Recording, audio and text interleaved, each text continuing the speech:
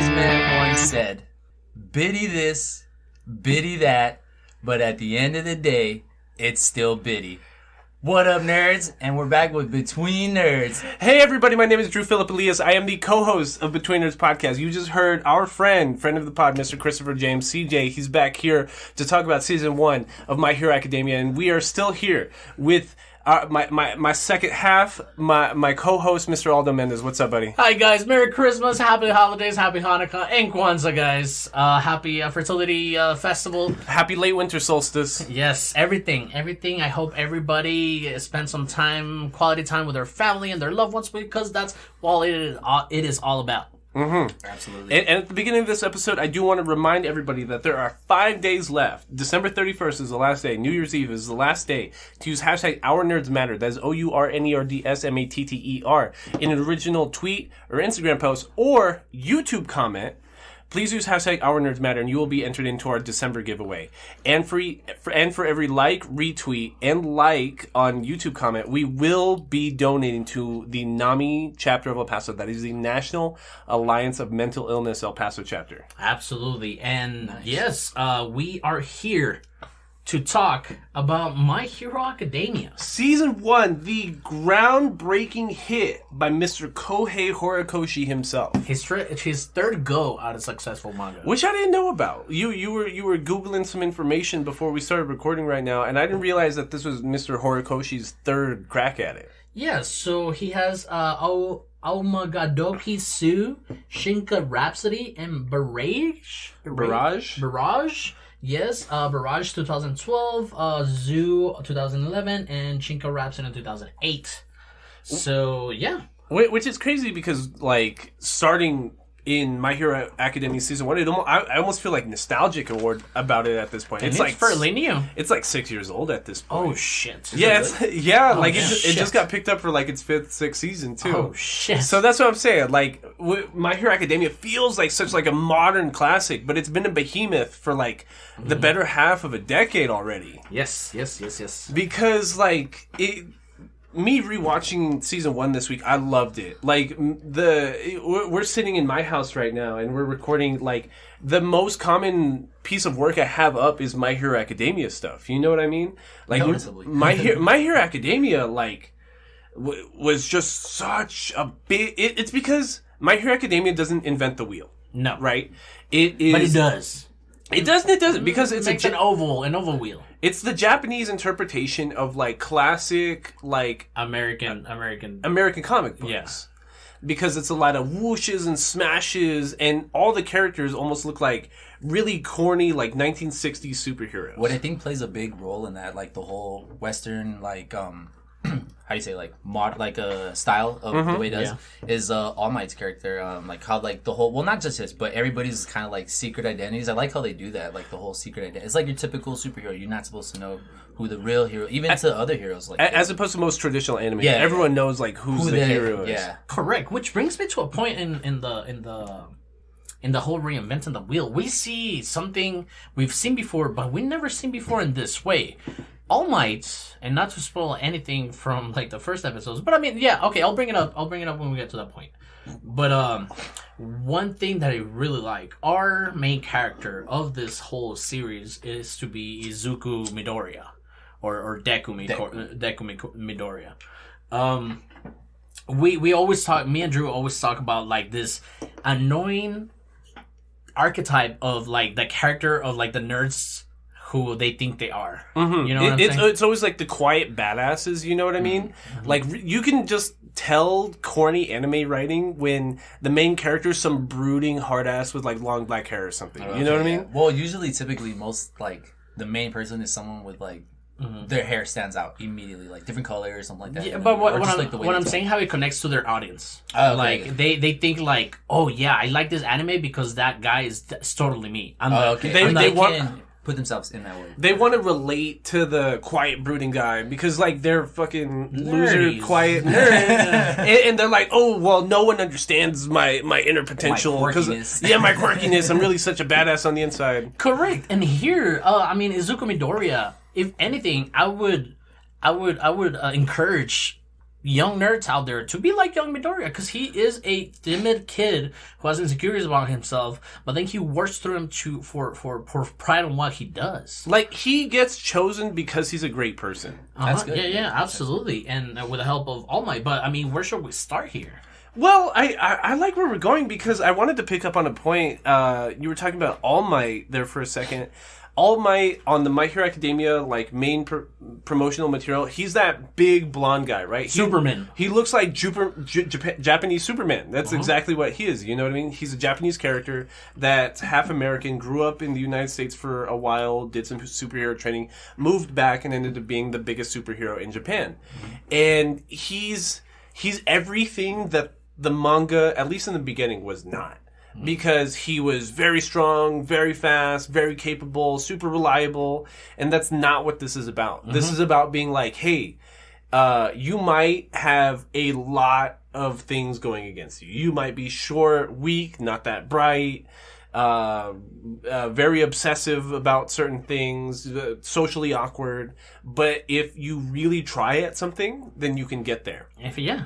Because the original juxtaposition in My Hero Academia is Midoriya and All Might. Mm-hmm. From the very, very first page of the first chapter of the manga, the first juxtaposition that they want to get across to you is Izuku Midoriya is the most plain, average guy in the fucking world. And I know you get nostalgic about talking about how My Hero Academia was compared to how it is now. I'm happy about it because I'm used to American comic book writing. Mm-hmm. And if you're going to make a story about Robin following Batman, you cannot get rid of Batman. Mm-hmm. You know what I'm saying? Mm-hmm.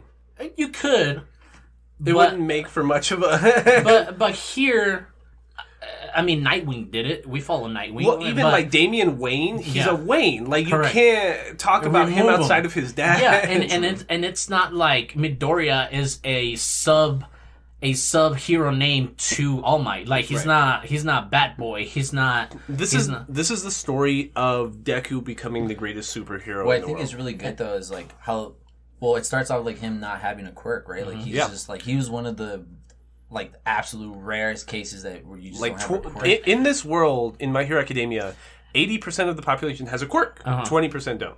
But right before we start, I just wanted to say that I like that we are just following Midoriya. Yeah. You know what I'm saying? Well, that's what gets confusing about the manga, and that's why, I'm sorry that I keep getting this nostalgic about. Well, when I was talking about it with you earlier this week, Aldo, I get nostalgic about early My Hero Academia because it meant so much to me at the time. Mm-hmm. Think about 2015, 2016. I just graduated college, just moved back in with my parents, didn't have a nice job yet, and it was a nice escape being that's why we keep moving forward. You know what I mean? You might have gotten the short straw every step of the way in life, but just keep trying your best and just keep being the best that you can be, and you can be at it. But that's what My Hero Academia used to be. That's what season 1 is. But My Hero Academia in the world. You were putting us in the world. My Hero Academia in season 5, currently in the manga, it's so different. It's so much more. It's because my thing is Horikoshi has lost his way. Because the My Hero Academia manga and volume series are starting to branch off a lot more. That they're canonizing side manga that are written and published by other authors, but are still canon because Horikoshi is approving of the story. Oh, okay. Which is why we have 20 volumes of My Hero Academia Vigilantes. That's why they're starting Villain arcs and shit like that. Well, villain arcs, and that's why they have the My Hero Academia Heroes mission, the last movie, and they're gonna start a manga series that's the individual missions that they would have done as heroes. But that's a cool concept. Horikoshi is at his best writing wise when he's making new characters. Mm-hmm. And that's what hurts the longer My Hero Academia has gone on, that he's stuck with Midoriya. Because we're talking about in My Hero Season 1, Midoriya really is this shining light on the anime industry in 2015. Well, he's a protagonist. But it's holding back Horikoshi's writing in 2021. To just solely focus on Goku. Right, exactly, because yes, that's a great example. Good, actually, yeah. Because in Dragon Ball Super, even the most recent Dragon Ball iteration, they get the best writing is when they're doing new characters, new powers. They're reinventing old characters, but Goku getting his 10th power up in the past 30 years, who gives a shit? That's right. But like Horikoshi, he'll have these one-off chapters where he'll introduce like a bunny character, this badass sub-side hero that they've never fleshed out, and that's when his writing's at his best. He loves the world building. Fat Man. Can I just say this though, that Fat Man in Go. this show, I'm usually good at like remembering everybody's names, but god damn, this show has so many characters. It's hard to. Sometimes I just have to describe people like based on their quirk, like the guy that does this or something. Yeah, like that. absolutely. It's like when you describe someone's appearance in One Piece. Yes, when it's hard to remember their name. Yeah. No, absolutely, and they do, and that happened from the very beginning because you could just see if you go back in the manga, you can see how much fun he's having with it, just drawing all these new characters, inventing this huge superhero world. Well, season 1 was a good example because you get a bunch of characters in a short amount of time, and I mean. It's cool because you're just like, ooh, it gets you excited for like what's to come. Like, ooh, I wonder what this guy's about. So I like that they throw a whole bunch of characters at you and be like, here's what I'm about, and get ready for what's next. You know? So, Drew, you were putting us in this world, this new world, this fictional world. It's modern Japan. But the thing about it is we live in a society where the past like 2-3 generations or so, people have been being born with quirks. X-Men. Air quote quirks. Yeah, they're X-Men, they're mutants. Every like 80% of the population is born with just this random superpower. Most of them are super innate. Like somebody makes sparks. Midoriya's mom does like very slight telekinesis. Like it's most of them don't mean anything, but a select few have quirks so powerful that they can like be superheroes. Yeah, so like in the X-Men, if like the minority of people get this mutant power, they're all super OP. But like since the majority of people get this gene, this X gene on them, only a few have that amazing power, and all of them, like you said, have like this short distance. Low P. Most of them don't mean like there's a lot of deformed people. There's a lot of people that look like animals or stuff like that, or animals that got the quirks sometimes too. Right. But most of the time it doesn't mean anything. Like you see somebody looks like a shark at the mall, you're not gonna make a big deal out of it because it's just hero society. And the very beginning of episode 1 it's clear that this guy is just a fucking nerd. He's no otaku. He's an obsessive fucking nerd when it comes to these heroes, right? He's running late to school because he wants to watch like a superhero fight happen. Because like in a quirk-filled society, obviously there's gonna be some bad people. There's people trying to rob a jewelry. I think the beginning scene was a jewelry store or something like that. The jewelry store. No, I believe it was the big Minotaur-looking guy that he got put into a corner by cops. Oh yeah. He robbed the jewelry. Yeah, you're right. Sorry, he robbed the jewelry. He gets out of the jewelry. He's in a chase, pretty much. Yeah, like he gets run into a corner and he decides to use like his quirk, which is like getting super big. Right. So like you see all these different characters. And honestly, all the heroes that they introduced in the beginning, you would think that like how much time the My Hero Academia mangas had. Like 300 plus chapters that they would have fleshed out some of these characters, and they're still in the manga, and they haven't fleshed any of them out. Like Mountain Girl, dude. Mountain Girl is one of my favorites. They've never fleshed her out. Kamui Wood never fleshed him out. Like most of the characters do not have a backstory, and it's just like the longer I spend like thinking about the manga, I'm just like, what is Horikoshi spending all his time on?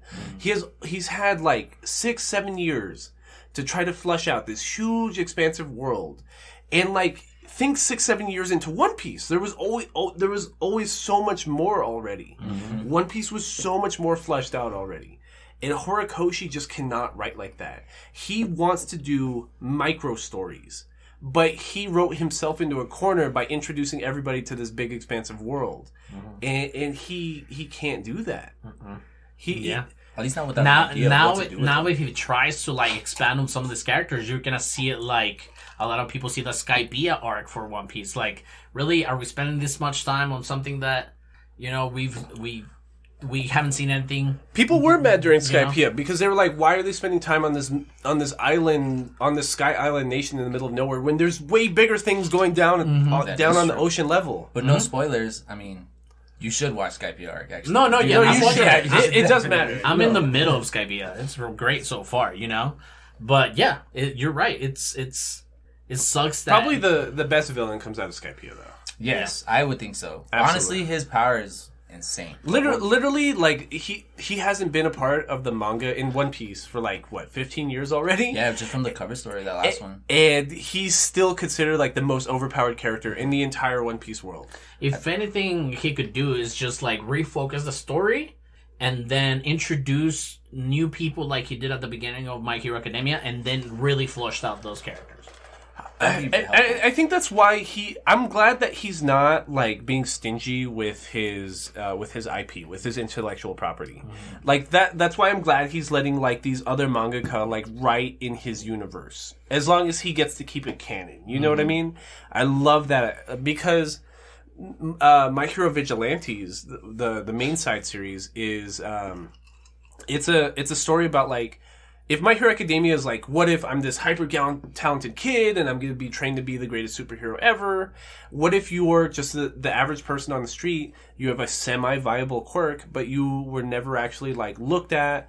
It's like the whole like college scouting athlete thing. That sounds like a villain story, like an origin story. It kind of is, and that's why it borders that, because a lot of the characters, because they're vigilantes, it's like they're Batman. They're kind of bad. They're kind of good. Yeah. They're kind of depending on the situation. They're not accepted by common law or anything.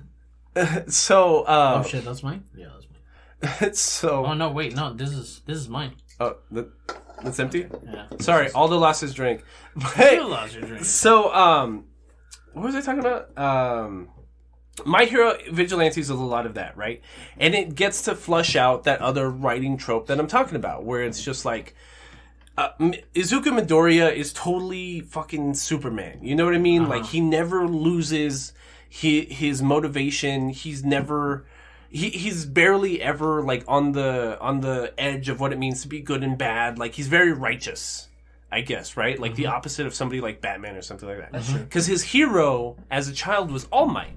This Superman-esque character who is seen to be, like, the shining light of Japanese, like, hero culture. Mm-hmm.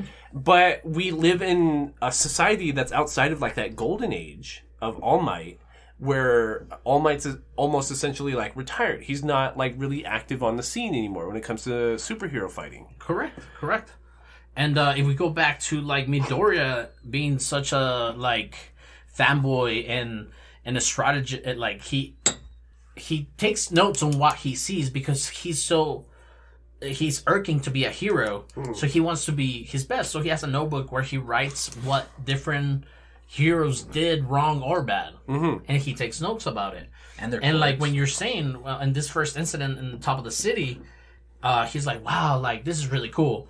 And then later on in the story, he gets trapped by a monster. Right. By the liquid sludge monster. Yeah, I don't even think they name him. Like, yeah. And it shows a lot about, like, the scaling, about, like, how crazy, like, the quirks get in My Hero. Like, and I think that's a really good piece of writing, because, what am I thinking of? I'm thinking of One Piece specifically. How, like, they'll introduce, like, a devil fruit power that's fucking stupid on paper. You know what I mean? It's the stupidest fucking...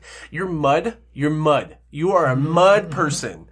And it ends up being fucking broken, because he ends up having... He can mold into anything. He can disappear. He can house anything inside of himself because he's fucking mud. You know what I mean? Infinitely. So, like, the more you think about it, the more it's just like, holy shit, the applications are, like, endless. Yeah. And My Hero Academia kind of emulates that a little bit. Because you have a guy that shoots tape out of his elbows. And he's like a top hero in the academy. Honestly, like, that's a good point, though, because, like, anybody can, for example, like, anybody can have, like, super stick, strength. or, like, anybody can have, like, a stick, for example, right? Yeah. But it's like, do you know how to use that shit? What you can do with, like, someone that knows how to actually, like, do, for example, like, Taekwondo or something with a stick, they can whoop somebody's ass. But if you're just an idiot swinging that shit around, you wouldn't know. I like that application. No, yeah, and I've always thought that, because, like I was saying, I've always been a fan of One Piece.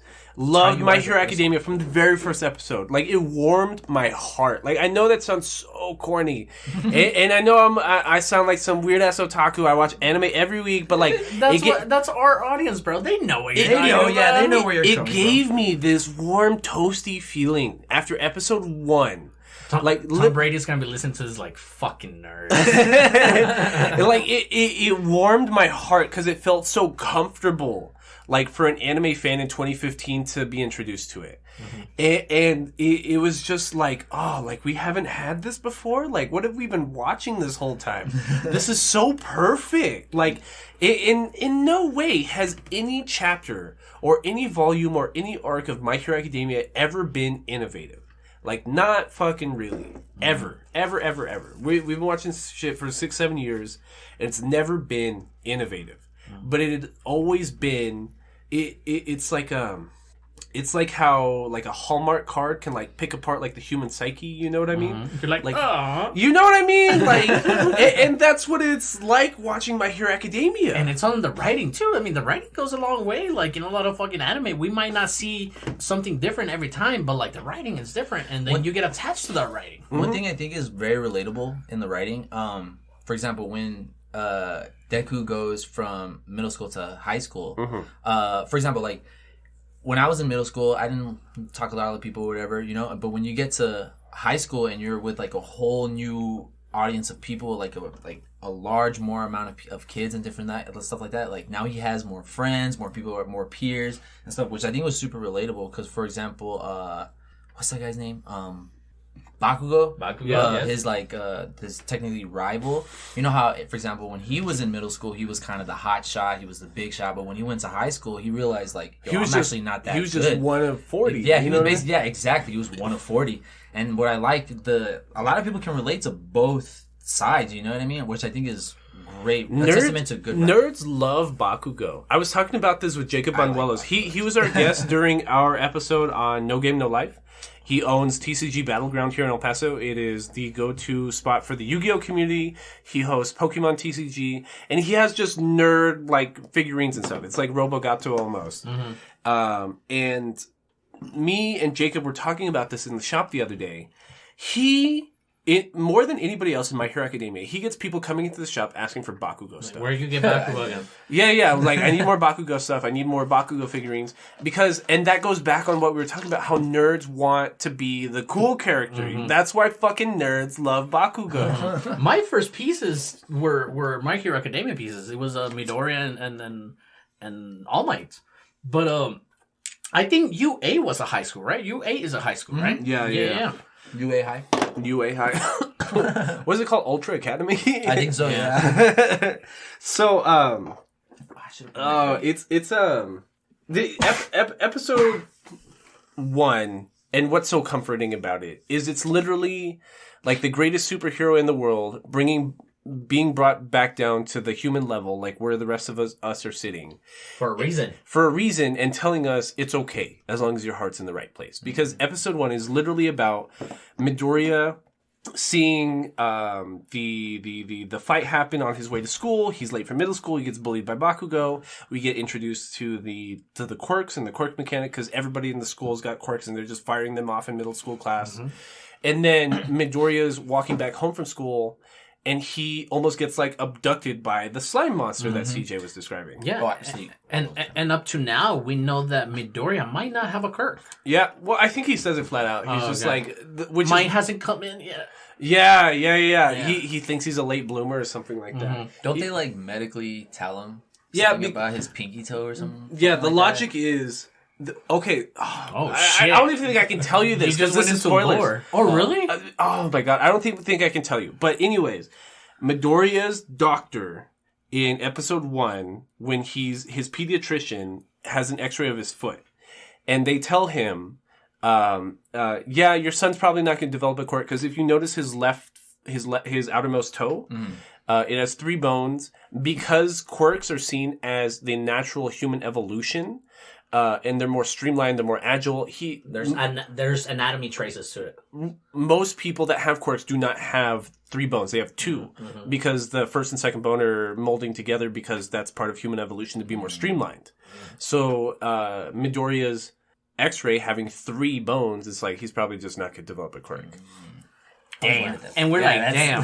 And this is the little kid, like he's like 6-7 years old in this flashback that like just worships All Might and just cannot wait to manifest his quirk, and he's just like, what? I'm not gonna get one? And not only that, up to this point, we've seen a couple of montages of Bakugo being a total dick to him. Bakugo, his character design is supposed to be a fucking asshole too. Yeah, absolutely. Because like he's got spiky blonde hair, he's really aggressive looking, and his power is his sweat has nitroglycerin in it, so he can ignite the nitroglycerin on his palms and just have fucking napalm bombs coming out of his palms of his hand, which is fucking ridiculous. That's insane. Yeah. That is, imagine a middle schooler with napalm bombs on his hand. And at first he can only make sparks. Like it's not like he gets full fucking atomic bomb on your ass. Yeah. So when he's in preschool, he's just using like to make sparks, and he's just.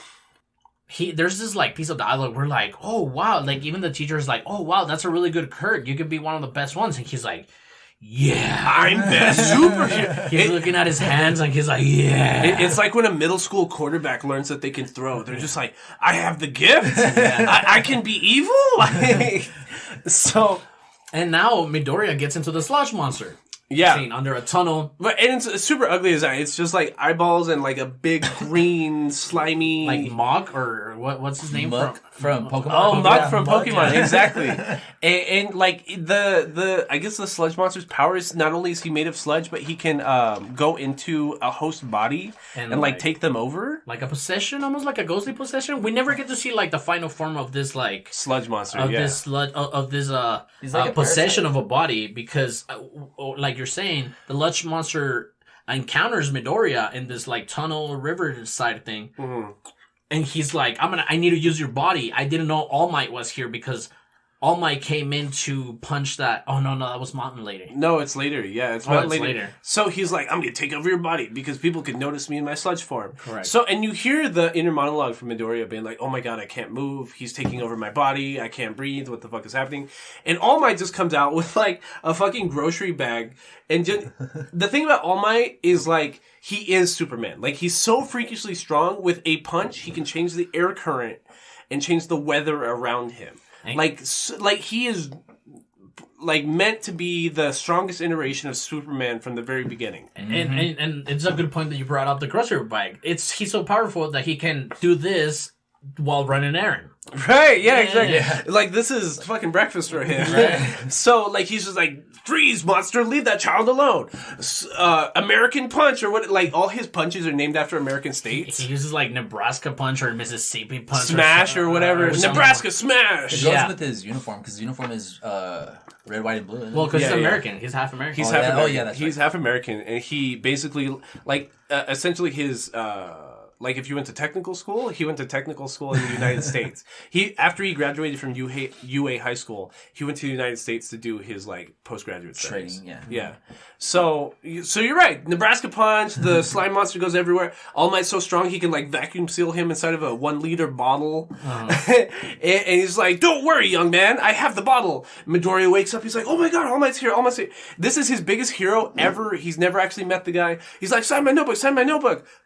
All Might already signed the damn thing in 2 pages. Like, oh, thank you, God. Thank you, All Might. This will be an heirloom for my family for generations. This is the greatest thing I've ever received. And then fucking All Might being, a busy guy with groceries on his hand. He's like, and he fucking jumps his ass off to like leap over the city to get to his apartment or wherever he fucking lives. Oh. And we find out that Midoriya was fucking geeking out so hard that he was hugging his leg while doing it. And not only did All Might jump with all, like, his strength, well, probably not all his strength, but some of his strength, like, you have a kid suffering from, like, air suffocation. Like, almost. the air currents are hitting his face, and, like, it's like old Spider-Man, how he could leap higher than the highest building. Superman's power used to be not to fly. He was just so strong. He could just jump that it was essentially flying. Or maybe it's about the perspective of the civilian, because you see Superman jump over a building, but you don't see what happens afterwards. Yeah. Exactly. Yeah. But that's what I'm saying. Like, literally, All Might's just drawn like Golden Age Superman. Like, that's it. Like, the power system's exactly the same. And so they, like, All Might notices Midoriya's on his leg. They land. He's like, "Get off, young man, you fucking weirdo." And that's when you see All Might transform to his true self. His inner dialogue starts going off while he's jumping with Midoriya. He's like, "God damn it, like, this kid follow me?" It's like, "I don't have much time." And we see that through his smile, he's like steaming. And we're like, what the hell's going on? Yeah. And he lands on top of a building. And he's like, okay, dude, is like, just knock on the fire door and I'm sure somebody will come up. I need to fucking go. And we hear his inner dialogue again. It's like, I gotta fucking leave. And then Midoriya's like, dude, I just gotta ask you, because he's such a fanboy. Yeah. And he's crying. And there's a funny joke. I saw a funny TikTok that is like, oh, let's take a shot every time Midoriya cries. You'd be shit-faced by the end of season 1. And then he's just dead the next second. But like Midoriya starts like weeping. He's like, dude, I just need to ask you, please stop. And All Might stops even while his dialogue is going. It's like, fuck. So he turns around. He's like, hey, can a quirkless person ever be a hero? Yeah. And I think that's the end of the first episode. The end is the reveal with All Might. So Yeah. it's like he asks the question. He's like, "Can a quirkless person ever be a hero?" And then All Might's just like, "What?" And then like coughs out blood, and then he turns into his true self. At first, he tells him no. Yeah, Oh, yeah, I yeah, remember yeah. that. Yeah, he does flat Yeah, out tell at first him it's no. like, nah, man. But the end of season 1, I know for but sure. to be fair, that's a Yeah. He's being Be honest, real with you know him. what I mean? Yeah. Yeah, like you gotta be real. The end of episode 1 for sure I know is the reveal because All Might coughs out blood and he turns into like this skinny guy, Shriveled up. like the shriveled up little fucking ugly version of All Might. And that's where it cuts off, and it's just Midoriya shock face being like, "What?" And then end of episode 1. And here, it's I want to bring back the point that you were making about secret identities. That I CJ feel- was making. Yes, that CJ was making. I believe that nobody else has that problem besides All Might. All Might doesn't. I mean, all the heroes know they're heroes and they're walking around like normal people, but everybody knows they're heroes. Japanese society capitalized the shit out of heroes, Yeah. out of Yeah. hero-dom, because everyone has like a hero agency. It's a firm, you know what I mean? Everyone knows their full name and who they are, because it's like, oh yeah, that's Endeavor. He's part of the Endeavor agency. He started. He Like, works. Blah blah blah blah. Don't try to fuck with him. Even if we always have this archetype on hero movies like, oh, if the villains would know who I was, they're gonna hurt my loved ones. Like, these superheroes are super powerful. Like, you don't want to fuck with them. They have a system and the Japanese government around them. You cannot Correct. get close to them. Like, Yeah, so everybody knows about this, but All Might being the super hero in Basically Japan. the face. he's of the heroes. number 1 Yeah. ranked hero. They have a ranking system for that. Yeah, like Monsters Inc. Yeah, Yes, exactly. Wow. Shout out to Between Nerds. We can put My Hero Academia and Monsters Inc. in a sentence. Yes. Sully, I mean All Might, he comes into in this feeble body guy, blonde dude that looks like Johnny Bravo with no muscles. Exactly. You know? Like think that's episode 1, Johnny Bravo. Yeah. Shout out to Between Nerds for connecting this shit to Johnny Bravo too. But so this is a big like fuck, and then Midoriya's fucking geek is like freaked out. He's like, "You're not All Might." Blah blah. He's like, "Dude," and I don't know what happens after that. Well, so episode 2 picks off right there at the start of that conversation. It's Midoriya doing a voiceover, being like, "This is Hero Society." We're just going over everything about Hero Society and quirks that we just learned in episode 1, but then the actual like on-scene dialogue is picking up right there, and it's just like, "Who the fuck are you? I thought All Might was here." He's like, "I'm All Might, asshole!" Like, and then he just lifts up his XXL shirt, and like he's just like. You know about all my famous fights, but there was a fight that the news never covered where I basically got like my entire stomach and half my intestines like blown the Blown fuck out. away, yeah. And like half his lungs blown out. Because apparently, I mean, I don't know, and this goes back to my point. Like, okay, so every hero has their mutation, and they are their hero. Right. All Might, to what we're gonna find out next, did he have to inflate himself every time, or he could have used his powers as a regular? I think it's so funny that you bring that up because the manga does not have an answer. They've never explained it. Horikoshi has never, because the power is called One for All, right? And it's just this power that spans amongst like 8-9 generations. Yeah, we haven't talked about that, but yes. Where you pass on the stored power, the stored willpower from one person to another, to the point that it's just, like the further you go down, the stronger One for All is, because it's just an amalgamation of everyone before its power. It's like fucking Avatar. Basically, yeah. Yeah, like Avatar: The Last Airbender. Yes. I almost thought like Avatar, like James Cameron. Like, huh? What? How? Turn into a blue Expand, alien? Yo, shout out to Between Nerds for being able to tie in Avatar: The Last Airbender. but exactly, it's exactly like Avatar: The Last Airbender, because when Midoriya gets it, he doesn't get the transformation in One for All that All Might does. You know what I mean? He's always just in his Midoriya body. And All Might, before he gained One for All, he was supposed to have been quirkless, but the assumption amongst the community is that he has an unmarked quirk because he does have that transformation quality. And that's why he was always the perfect like candidate for One for All, because like as big as One for All wants to be, his body could compensate for it. Which is the opposite problem with Midoriya. It's just like One for All is just ginormous power, and it always breaks him every time it tries to come through. But All Might, from the very beginning, the minute he got One for All, he could just control it because it's like 100%.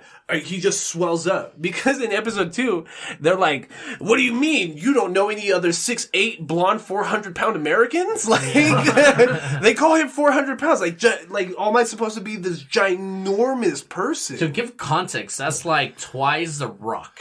Right. Imagine 2 of the Rocks, Yeah. and he's the same height. Like, insane. He's fucking insane. But actually, he's taller than the Rock because the Rock's like what 6'4". Oh, the Rock's like 6'4". Yeah. Yeah. Where does the conversation go? Where does the roof scene go from here? So, All Might's explaining that like there was a fight that the news never covered against my one true enemy, where he blew up half my stomach, half my lungs, whatever the fuck we were just talking about, and that's why I can only transform into my actual powered up All Might form for 3 hours out of the day.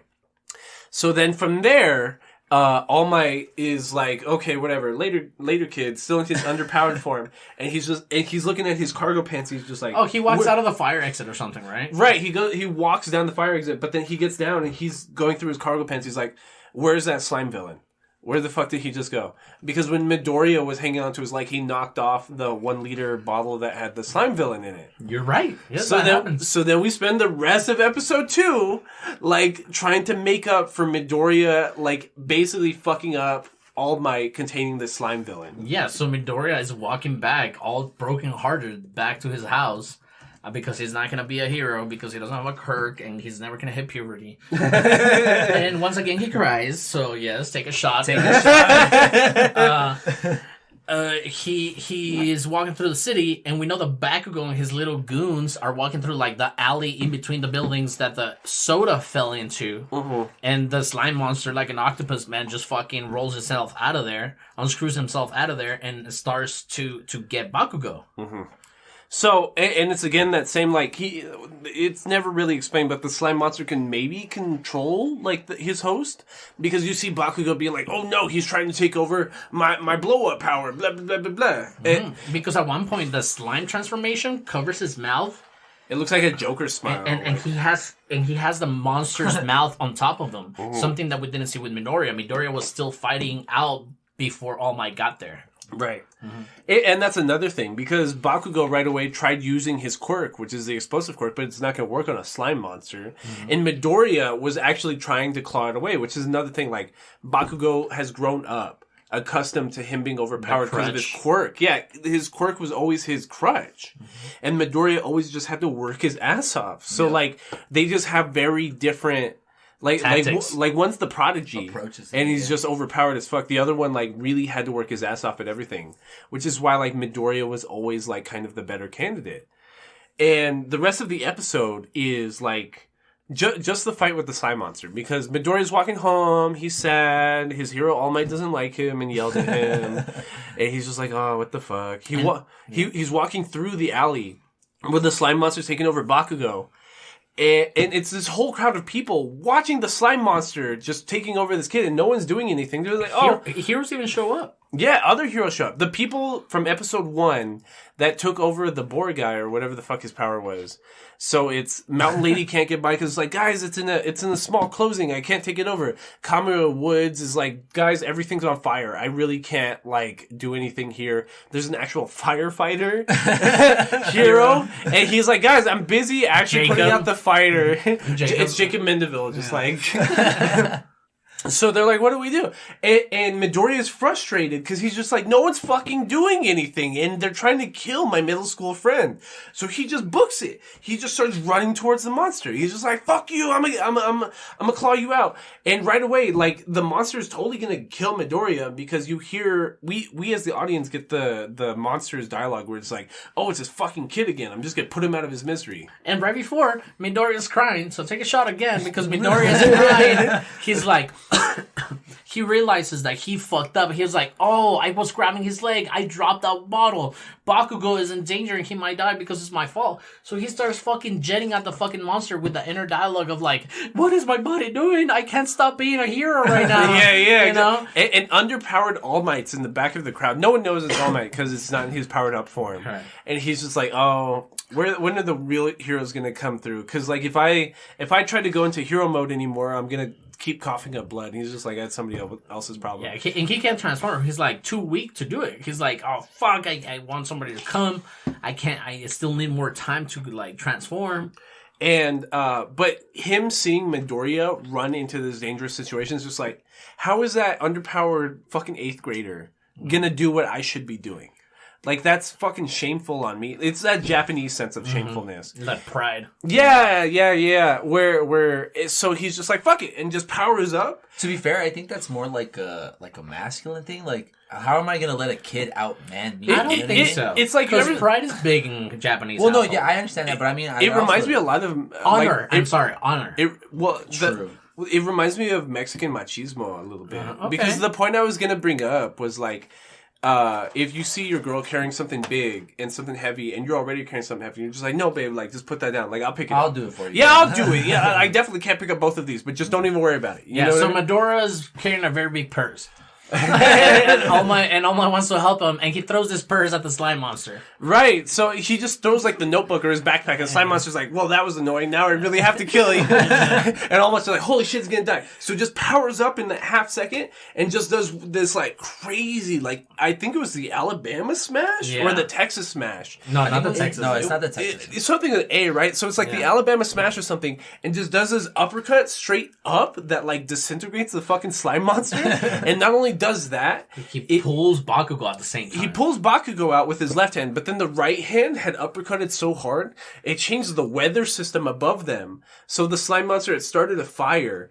It causes a rain system around them. So everyone, like, even the other heroes that were trying to put out the fire, there's like, did he just fucking make it rain?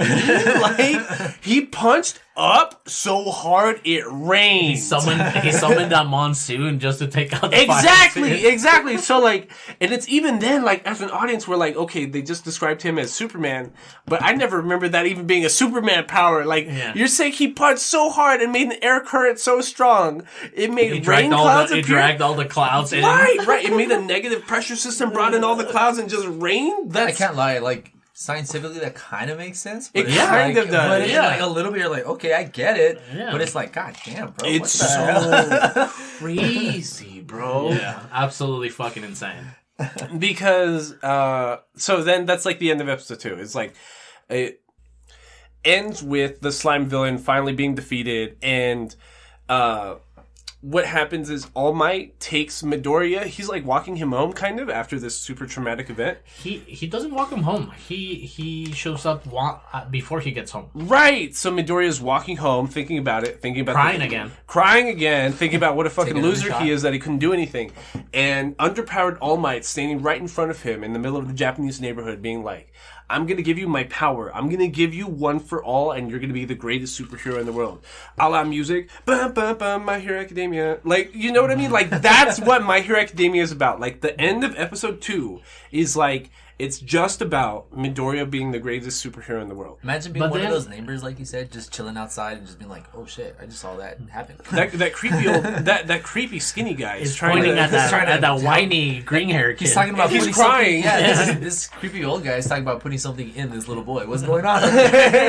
But we have this crazy dialogue, and again, it's what drives like the first season of My Hero Academia of like this Padawan. Being led by his master, you know, right, and we have this inner dialogue to Midoriya going back to the doctor's appointment afterwards. The mom saw Midoriya crying watching all my videos, and she cries with him. She's like, "I'm sorry." She says something along the lines like, "Well, too bad." Yeah. You know? It's just like... And Midoriya is like, "Mom," in his inner dialogue is like, "Mom, those were not the it's words the exact wrong thing to that say. I wanted to listen." And at the same time, All Might it's telling Midoriya is like, you're able to be a hero, which is the words that he wanted to, like, it doesn't matter about your Kirklis or not. It's like, you can be a hero. Right. And that's what he wanted from his mom. Right. And it's just like this fucking heartwarming fucking... That's what I'm saying. moment, too. All of season 1 of My Hero Academia, well, the first half at least, until the actual plot starts, is like just a lot of warm fuzzies. You know what I mean? Just a lot of just like comforting the audience. I mean, like, is this what you wanted? Is this the company you wanted? Fucking nerds, here you go. Here you go. Open wide. These are the expectations your parents wanted from you, and you're going to live up to them now? Let's go. Like, because... the rest of all of episode 3 is like a mini training arc in one episode, because Midoriya is in 9th grade. Japanese high school is like it starts in 10th grade. 14? It's like 10th 3 years, until isn't 12th grade. Or 13, Yeah, it's 3 years, isn't it? Yeah, it's 3 years, 10th through 12th grade. Like kind of like how the junior high system used to work in the U.S., where like It's still like Anacata's 9th graders were Mexico. still where 9th graders are still middle school. Our Yeah. middle schoolers, yeah. So like Midoriya's a middle schooler. It's just about the last like 3 to 6 months of his 9th grade year, and him training to be able to contain One for All. Because even All Might, he's just like, hey, like, my quirk is so strong, it might literally blow your limbs from your torso. You're baby shit right now. Yeah. Like, I think the exact language it uses is it will literally tear the limbs from your torso. It is so strong. If we don't train you, it will literally tear you apart. And fucking shout out to global warming and a 70-degree weather in Christmas here in El Paso, Texas. Fucking All Might decides to train him to clear out a beach from fucking garbage. Which is fucking great. It's smart. You know what I mean? Because it's just like, it's full of tires and old like furniture. Fridges. So it's like, you're going to lift everything out of this cluttered beachfront and you're going to clear it. And that's how you're going to train your body up, which is like, that's smart. That's really like practical. Yeah. Because it's also teaching him like how to be a hero. Because it's like, you are doing this to help people. And even Midoriya is like, the way I haul different objects, it makes me train different muscle groups. Yeah. So if he's not going to be using the same muscles carrying a tire to fucking dragging a fucking fridge across the fucking beach, you know, by himself. Have you seen those TikToks of people at lifting 4 a a.m.? fridge? Yes. Yeah. Oh, those are wild, bro. Every time I'm like, it's going to end bad. It's going to be end bad. Because it's always like, yeah, it's literally just like somebody dropping a fridge onto one person off of a truck bed. I'm just like, no, they're going to get hurt. They're going to get so hurt. And it's just literally just like using... Technique. Technique. Using your muscle groups. It's like that construction work body, bro. Yeah. Well, they're all hurt too. Well, yeah, but like, you know, it's like their forearms are like crazy. Yeah, exactly. And so Midoriya does train the next 6 months, and he's ready for the hero exam because he tells his mom, I'm going to apply to UA High School, to Ultra Academy High School, and I'm going to apply for the Hero Academy for the, because there's 3 different tracks at UA. It's like the support group, the hero group, and like the sidekick track or whatever. Yeah, so the support group is like the technicians, people that make gadgets, people. Job, basically. Yeah, there's like a whole accountant part of like Hero Academy. The nurse, sweet little recovery girl. You know, she's the nurse because she can heal everybody. Oh, the old lady. Mm-hmm. Yeah, she's so cool. But yeah, so he applies. And I don't think we have touched on like the character design or like the animation here, but like you can see the bodies of Bakugo, Midoriya growing up into middle school, growing up into high school. Not only that, Midoriya has a change all the time in his character design.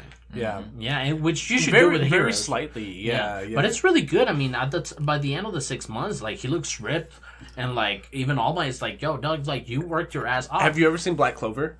No. I've seen Little bit. episodes. Yeah, I've seen a little bit. Black Clover was like that a lot too for a while because it was like the character in Black Clover is like exactly like Midoriya. It's just like in a magic-filled world, he's the only person without magic. But what stood him apart? He was just fucking yoked as shit. So it's just like, you have magic? Well, I'm just gonna punch you in the face. Whoop your ass. I'm just gonna beat your ass. Nerd. So like, the point I'm trying to make is in Black Clover, especially in the most recent promotional material for the most recent season that's gonna be coming out, he's just fucking jacked. And that's like the natural progression of somebody with like that skill set. You know what I mean? I mean, what else can you work on? So, this admission is a contest, a hero contest. The students competing keep calling it like a video game because it's like an old school like 90s 2D like rough 'em up video game where you have to fight certain monsters and you get certain points. Make your way through.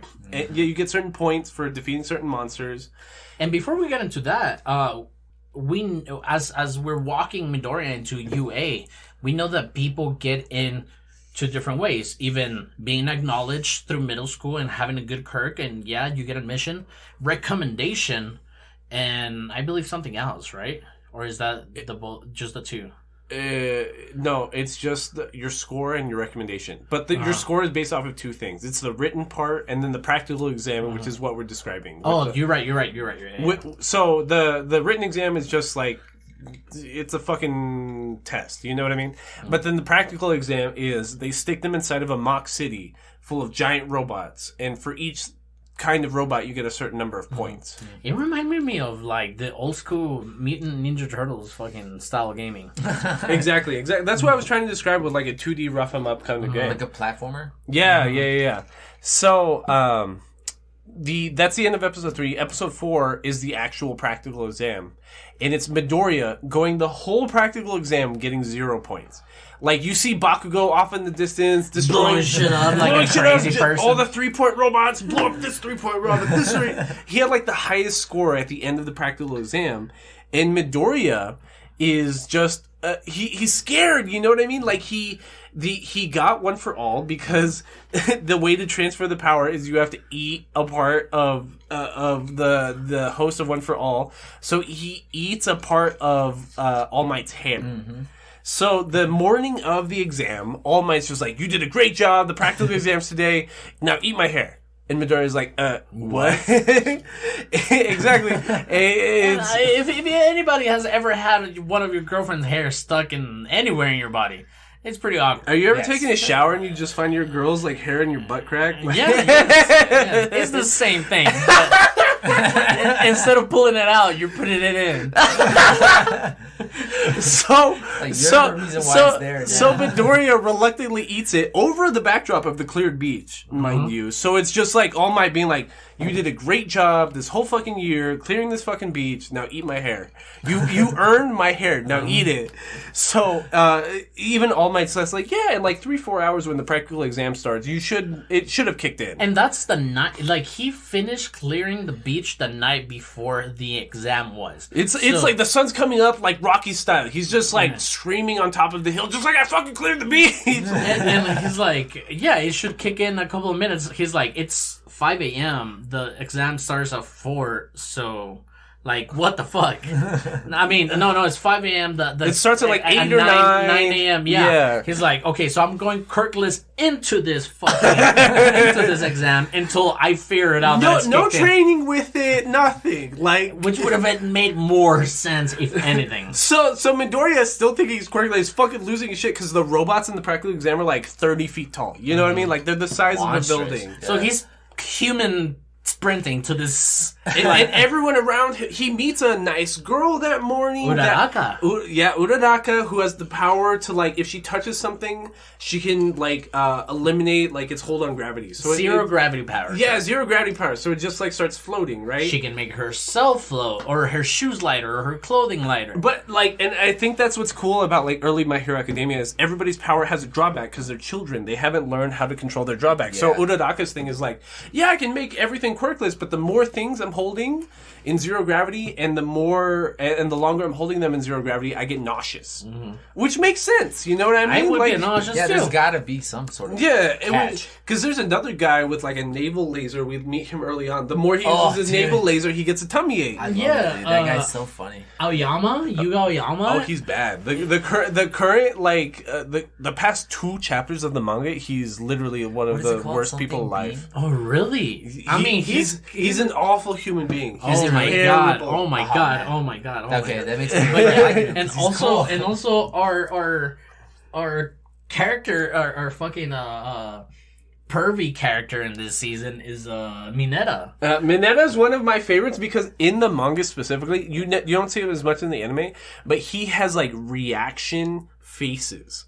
Which are like the most hilarious like still frames in like the manga, because it's just like somebody will tell him like, no, you can't go into the girls' restroom, and he just gives like this ugly fucking like wretched fucking face, like, what the fuck did you just tell me? Like, And one of his drawbacks is that if he removes some of that sticky balls too fast or too quickly, like he starts bleeding from his scalp. right. Yeah, so yeah, like to your point. But go ahead. So we're at the end. It's like the exam. it's only timed for like an hour or something like that, right? So the exam time's out. It's like 5 minutes left. Midoriya has 0 points. He's just been running away from the monsters this whole time, and then the professor, the school teacher that's hosting the exam, his name's like Microphone or Stereo or something like that. Yeah. He says that there's a giant Present Mike. He even says at the beginning of the exam, there's one bigger than average monster out there, but it's worth 0 points, so don't even touch it. And so everyone's just been avoiding it this whole time. And this thing like kind of corners Uraraka.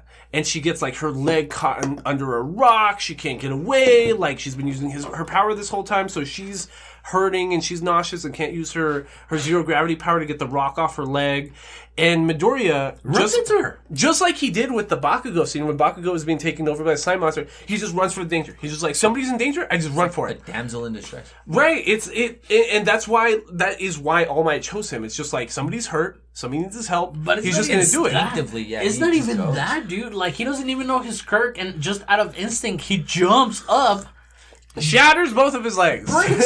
breaks his entire legs, like femur down, and That, just from like the hips down, just no legs, just all wobbly. and he's like, "Oh my god, what the fuck have I done? What the fuck have I done?" And he's like, "I need to fucking save her," because he takes another look at her and she's fucked up, and this monster is about to shoot like some mouth fire on her or some shit like that. Yeah. And now he just fucking concentrates and remembers something that All Might told him. Is like, just concentrate of like smashing shit, like, so he's like smash, and he hits this thing over the head, bonk.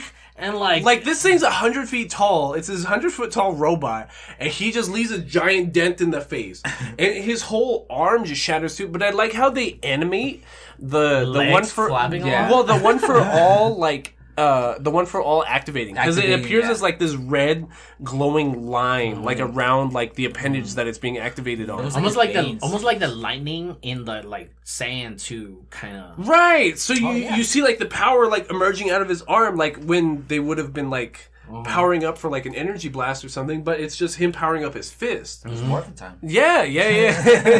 So he just smashes it over the face, and that's like the end of episode 4. It's just him just being like, yeah, I defeated it, and he's just like falling back down to the ground because like both his legs are smashed, so he can't catch himself And anymore. his arm now. And his arm, so he's got like one working appendage, his left arm. And he's just like, holy shit, I'm gonna die. And that's the end of episode 4. Uraraka saves him at the end. Well, that's the start of episode 5. Oh. Can I okay. say though, one thing about like really good writing about that is that, for example, I think that's the perfect candidate for All Might's power to transfer to, because, for example, All Might, as soon as he gets his powers, he's able to control it no matter what. When he smashes something, nothing happens to his body. But Midoriya, as soon as something happens, like how you said, his body just like breaks and deteriorates. So people will never be able to connect the two. Like, oh yeah, his power is actually All Might's. Which 'Cause is All like Might's so it's the secret of All Might and Midoriya having the same power, which is prevalent up until like season Yeah. 4. If it meant that I had to break a limb to save Drew, I would definitely think twice about it. You know? Well,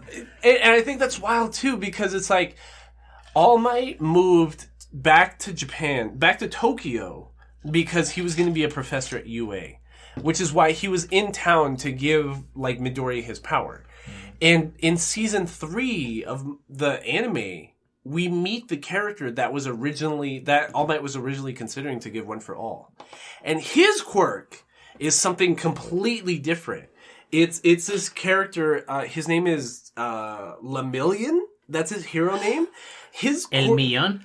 It's Lemillion. It's just the million because he has a 1,000,000% power. Yeah. His quirk is that he can materialize through solid matter. I love him. But it's not only that.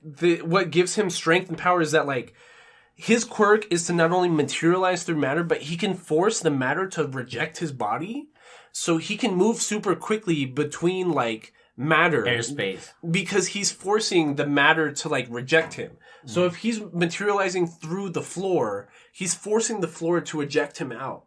Which makes him super fucking fast and super fucking strong. So, like, we're in a 15 by 15 room right now? Yes, sir. This man could, like, just be ejecting himself through every wall at, like, half a second because he's forcing the matter to just, like, to eject him out. Repel him out. And that was the person that was originally supposed to be All Might's successor for One for All. But damn, that would have been, like... Too overpowered, yeah. Too And that goes against what My Hero Academia is about. That's what I'm saying. It's about the little guy coming up. And like, there's this like whole thing about Midoriya being he feels like he wasn't supposed to get this power. He feels undeserved because, like, even after we meet Recovery Girl, who's the school nurse, where her power is literally she gives you a kiss, and it uses your Own calories, your stamina, your own calorie system to heal your body at an accelerated rate. So if you're super fucked up, if she kisses you, you're gonna have to bed rest for a while. Exactly. And like Midoriya, the minute he uses the power, he just like breaks 3 limbs. He's just like, wow, I didn't deserve this. Because episode 5 starts, it's him falling from 100 feet in the air after he punches the robot. And him just like, oh fuck. What am I gonna do? And it's just Uraraka pulls herself out of the rock and she's like, holy shit, that boy just saved me. I have to save him. And she uses her zero gravity power to just slap the shit out of him at the last second right before he falls. Because it's literally, he's like 2 feet above the ground before he falls from 100 feet up, just slaps the shit out of him, and that gets like her zero gravity power into him, and that's how he just like floats in the air, and she's like, oh my god, I did it, and just like lets him down, and he just like falls on all his broken limbs again. And the fucking exam ends. The clock zeroes out, and Midoriya doesn't have any fucking points whatsoever. 0 points. So he goes back to his mom, who is the one that told him he could never be a superhero, and he's still like a little salty about. So, it's like it's Spider-Man No Way Home, like when they're trying to get their acceptance letters from MIT and stuff. Like, he's just like, oh my god, where's the UA high school letter? Where's the UA high school letter? Which is so exhausting. I know we've talked about the Japanese high school system, how you have to like qualify into certain high schools. I can't imagine being in like 9th grade being like, holy shit, I need to qualify into high school or I'm not getting to a good college. Because like, for me... Before you keep going, last week you asked me this question. You're like, was high school hard? And I'm like, no. And it's funny that you said that because I was thinking that like 2 weeks before you asked me this question, I was like, wow, people really did struggle through American high school. Yeah. Like, imagine struggling through American middle school.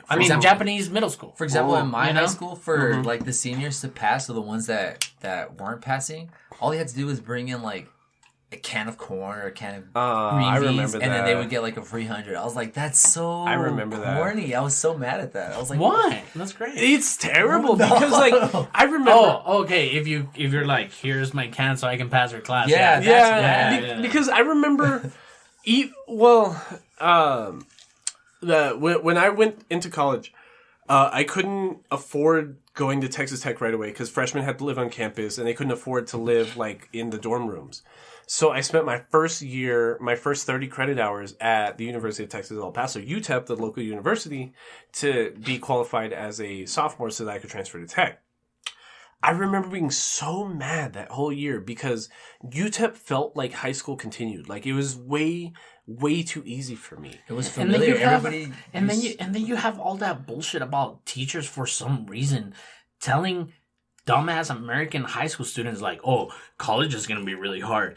College is gonna be really hard. It's like, but that's what I'm saying. It was when I transferred to tech because, like, my first year at UTEP. But you were already in your core classes. Your you were already classes. Yeah, you were already 1 year up after that. So Yeah. of course Well, it's I was harder. still I still took core classes Basics? at tech, Okay. but like, what I'm trying to say is that the even the major classes I was taking, because at UTEP I was a psychology major, at tech I was pre-med, I was biology major, right? The biology classes at tech were insanely hard, but even like psychology at UTEP was so easy, and I remember being so mad. I was so upset. I'm like, I'm really paying money in college for it to be have a high hard school, time. for it to be high school continued I get you. at I get you. UTEP, and then it didn't feel worth it until I was at tech.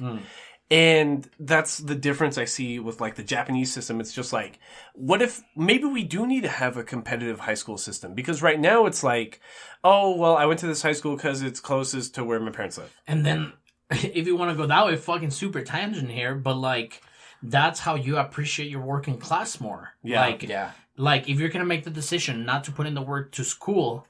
Your parents are going to shit on you. Just like, you didn't Yeah. qualify for the good high school? Yeah, but like in Japan, you can either decide to work or you know, continue to school. You know what Yeah. I'm saying? And I feel like our working class would be more appreciated. Like, okay, we do need these jobs, obviously, you know, but because we're Americans, we see it over the way that, oh, you just didn't study hard enough. I feel like a lot of people I know that never saw the value in secondary education, like didn't go. I don't care if you didn't go, but like there are people that actively shit on secondary education, right? They never. What sucks is that we have to pay for it. Right, but that's is true true. too. Yeah, That's true that too. is That's very fucking true. true.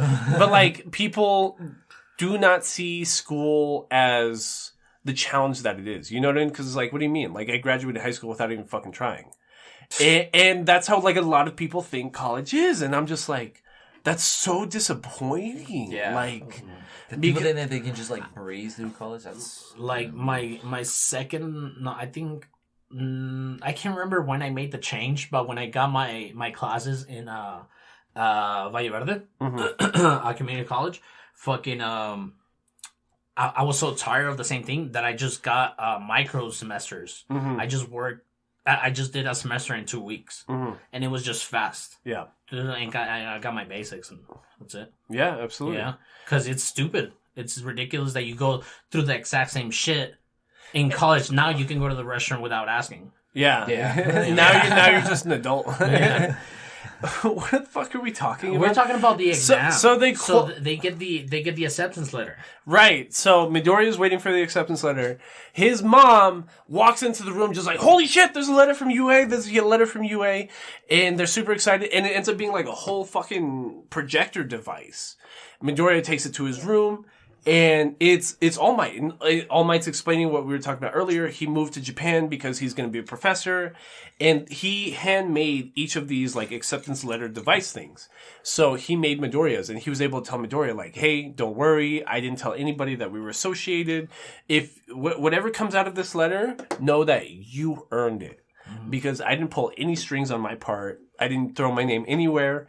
And then he's talking about the exam and how each of the robots had a point system. But he's like, no, there was a secret panel watching the entirety of his exam that would give hero points, air quotes, hero points, that were like the more heroic you were acting, they would on a panel give you a score on 1 to 10. Sacrifice. Like the Olympics, you know what I mean? Like that dive was a 10.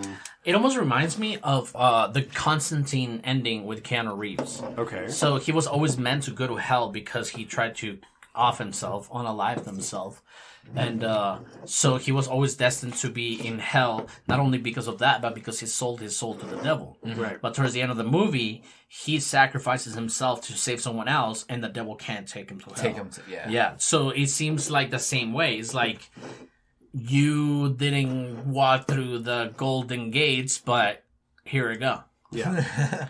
So the panel, seeing Midoriya basically sacrifice himself to save Uraraka when it looked like she was going to be hurt, awarded him almost a perfect score when it came to the hero points. So like his shadow ballot, when it came to the hero points on the exam, he maxed out. It's like you scored 60 points on the hero exam, and even Uraraka tried showing up after the exam being like, hey, like I know that that weird fucking boy didn't get any points, but like, can you give him some of my points? Because like, She's talking about me. Yeah. Oh, it's that cute girl from before, and she's like, "Hey, do you know that plain guy with the shitty hair and the freckles?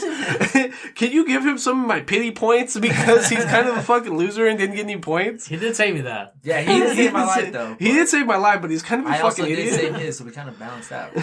And President Mike is like, "Don't worry about it. Thanks for calling into the radio station. He'll be all right." Yeah. and that's where all my on the acceptance letter video recording is like, yeah. So you scored perfect on the shadow ballot. You passed the written exam. And that means that you got into the UA High School Hero Program. And he just shits himself. Yeah, he's just like, what the fuck? Like, I passed? He cries again, so take another shot. You had one episode off. You get to cry this time. And it gives you those warm fuzzies. You know what I mean? Because it's just like, He did it. he did it! Like, our boy did it! You know what I mean? Like, All Might didn't have to help him at all. And it's this whole thing. So this is already episode 5 that we're describing. So the second half of the season, we're finally being introduced to the Hero Academy, as in My Hero Academia. We're finally in the Hero Academy. And then it just showcases more to his heart, like how you said, like since he had to basically bust his ass through everything that he's done. Not only did he train his ass off and then get the quirk, based on like how all the based off instinct, he just went and reacted to that shit. Boom, he was fucking rewarded with that big maximum reward. Like, yo, you got in. Though. And one of the main story plots here is that Bakugo is pissed So what he did in this lodge fucking scene. Right. So like Midoriya shows up to the first day of class, the second half of episode 5. And Bakugo's in his fucking class. He's like, shit, like Bakugo's here. And Bakugo be like, hey, you fucking nerd. I love all of Bakugo's dialogue. Here is great. Cause it's always you fucking nerd, you damn nerd, you bitch ass nerd. Like, it's always like the school bully just trying to shit on Midoriya, but he has like an inferiority complex about Midoriya. Yeah, and he, instead of being like, oh shit, thank you for risking your Kirkus life for me, he was like, he thought I was weaker than him. You thought in your that bitch moment, ass could protect me? He's like, you think I'm pussy? Yeah, I'm not pussy. You're pussy for making me look like a pussy. As soon as I saw Bakugo, I instantly got like Vegeta vibes. Exactly, I got, like, exactly. instant Vegeta That vibes. goddamn insect. Like, goddamn Kakarot, I'm a fucking... My favorite, like, My Hero Academia manga panel that I've had saved for like 3-4 years already. Oh, I know which one. Is the you need to shut your mouth, you stupid nerd one. It happens like, like what would essentially be written in like right before the beginning part of season 3 in the manga panel before the overhaul fight happens. When there's always this in between periods of them just hanging out in the school, and it's this one with Bakugo just being like, "Hey, you fucking nerd! I heard you were talking about me," and that's just what I like about Bakugo. He's just such a dick. It's awesome. It's awesome. And but yeah, so we're walking Midoriya into UA, and not only that, Bakugo's in his class. He's in A1. Yeah, they're all in 1A. 1A, Class 1A. My bad, 1A, and. Kuraraka's there, Bakugo's there, we're meeting new people there, but everybody's looking at Midoriya during the exam was looking at Midoriya as a weakling. But since the exam, like people were like, hey bro, you're like the one dude that fucked that big ass monster up. There's even people in the class that are like, hey, your power's kinda like All Might, huh? Like you're just like really randomly strong you out said of nowhere. Smash right before your power? It's like, Texas Smash? I've heard that before. It's like, that sounds familiar. So, and that's what's like, it's what's cool about it, because it's just like, Midoriya is finally being looked up to in the first time in his life. He's not the loser. Like, people were talking about him before he walked out of the room. Yeah, that is true. And honestly, we meet one of my favorite fucking characters, like, throughout, like, the first 2 seasons. Ayazawa. Yeah. Ayazawa's great. He reminds me of Ayazawa you. Sensei? He reminds me of you. Of me? Yeah. Why me? Because he's just depressed and wants to nap. He's not depressed. He's tired. There's a difference. Yeah, you tell me you're tired, but I know you.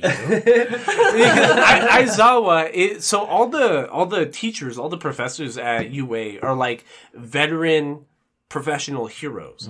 Aizawa included. He was this teacher called Eraserhead, where his power is he can look at somebody and erase their quirk. So As long as he keeps contact Just with staring them. at you. right, so he can't blink, and every time he's drawn, he has these bloodshot eyes. He has he's so eye used to- drops, the poor dude. well, he developed a condition. Like he's just so used to not blinking that he developed like a condition where his eyes can't Muscle hydrate. memory. Yeah. So, and that's why like his power is so like hand to hand combat like focused, because it's like he's so used to seeing these overpowered people erasing their quirks and just beating the shit out of them hand to hand, which is why he's so good at hand to hand. Yeah. And him hosting this class of people, this hyper powered group of students, is like It's someone that didn't depend on their Kirk to fucking fight. Again, we keep getting that same thing because episode 6 starts. It's still Bakugo being fucking mad, and Aizawa being like, "All right, everybody put on your gym clothes. We're going outside. We're gonna throw a ball. I want to see what you can do." And everybody's like, wait, aren't we supposed to go to an orientation meeting at the theater? And he's like, "Shut up. We're going Shut outside." up, bitch. It's like, whatever you need to whatever I need to find out about you, I can find it out right now. Right, Like, right. so he puts his whole class into like this whole track events, fucking sports events, Yeah, whatever. yeah. Long jump, ball throw, sprints. You know, so All of it's it. really good. It's like a first training arc. Oh, it almost feels like a tournament act. Well, it's Yeah. also at that same time. I agree with you completely. It's a mini training arc, but it's an introduction to all of these new characters' powers, Which is Because amazing. If we're in a super powered high school and we're in the hero track, all these people have great powers, right? Ida, Oh, Ida's one of my favorite characters. I like Ida too. I like Ida a lot. So like the first one they do is ball throwing, right? And Aizawa tells Bakugo, because he goes first, he's just like, "Hey, I know you have a fucking nitroglycerin in your hand. Just fucking launch that bitch. Just cause an explosion as soon as you're throwing the ball and just fucking launch it." don't worry about anything. Yeah, don't worry. And this is the first time like Bakugo just got out of middle school. This is the first time anybody's given the green light to just fucking unleash it. He's like yeah. a Republican with a gun at his house. He just wants to shoot. I have He's- my own gun! Yeah, he He's just like, wants. I'm He ready just, for he some just wants an intruder to come into his house. So Bakugo just fucking rips that bitch. You know what I mean? And then Midoriya goes And second. like 700 meters. Right, something stupid. Like, it's like, how? So Midoriya, not wanting to break his old fucking arm again, he's just like, okay, I need to learn how to control One for All, but only in, like, the tips of my fingers. Not before that. Like they go through all the events before that one. It's not in context, but the ball throwing one, it seems like the last event that they go into, because we have this montage of like all the other track events that all the people are going and everybody's using their Kirks. So in the long jump, fucking Bakugo fucking explodes back like towards his back and he gets a longer jump. Right. But Midoriya freaking out that he's gonna break his body because Aizawa was like, you're useless.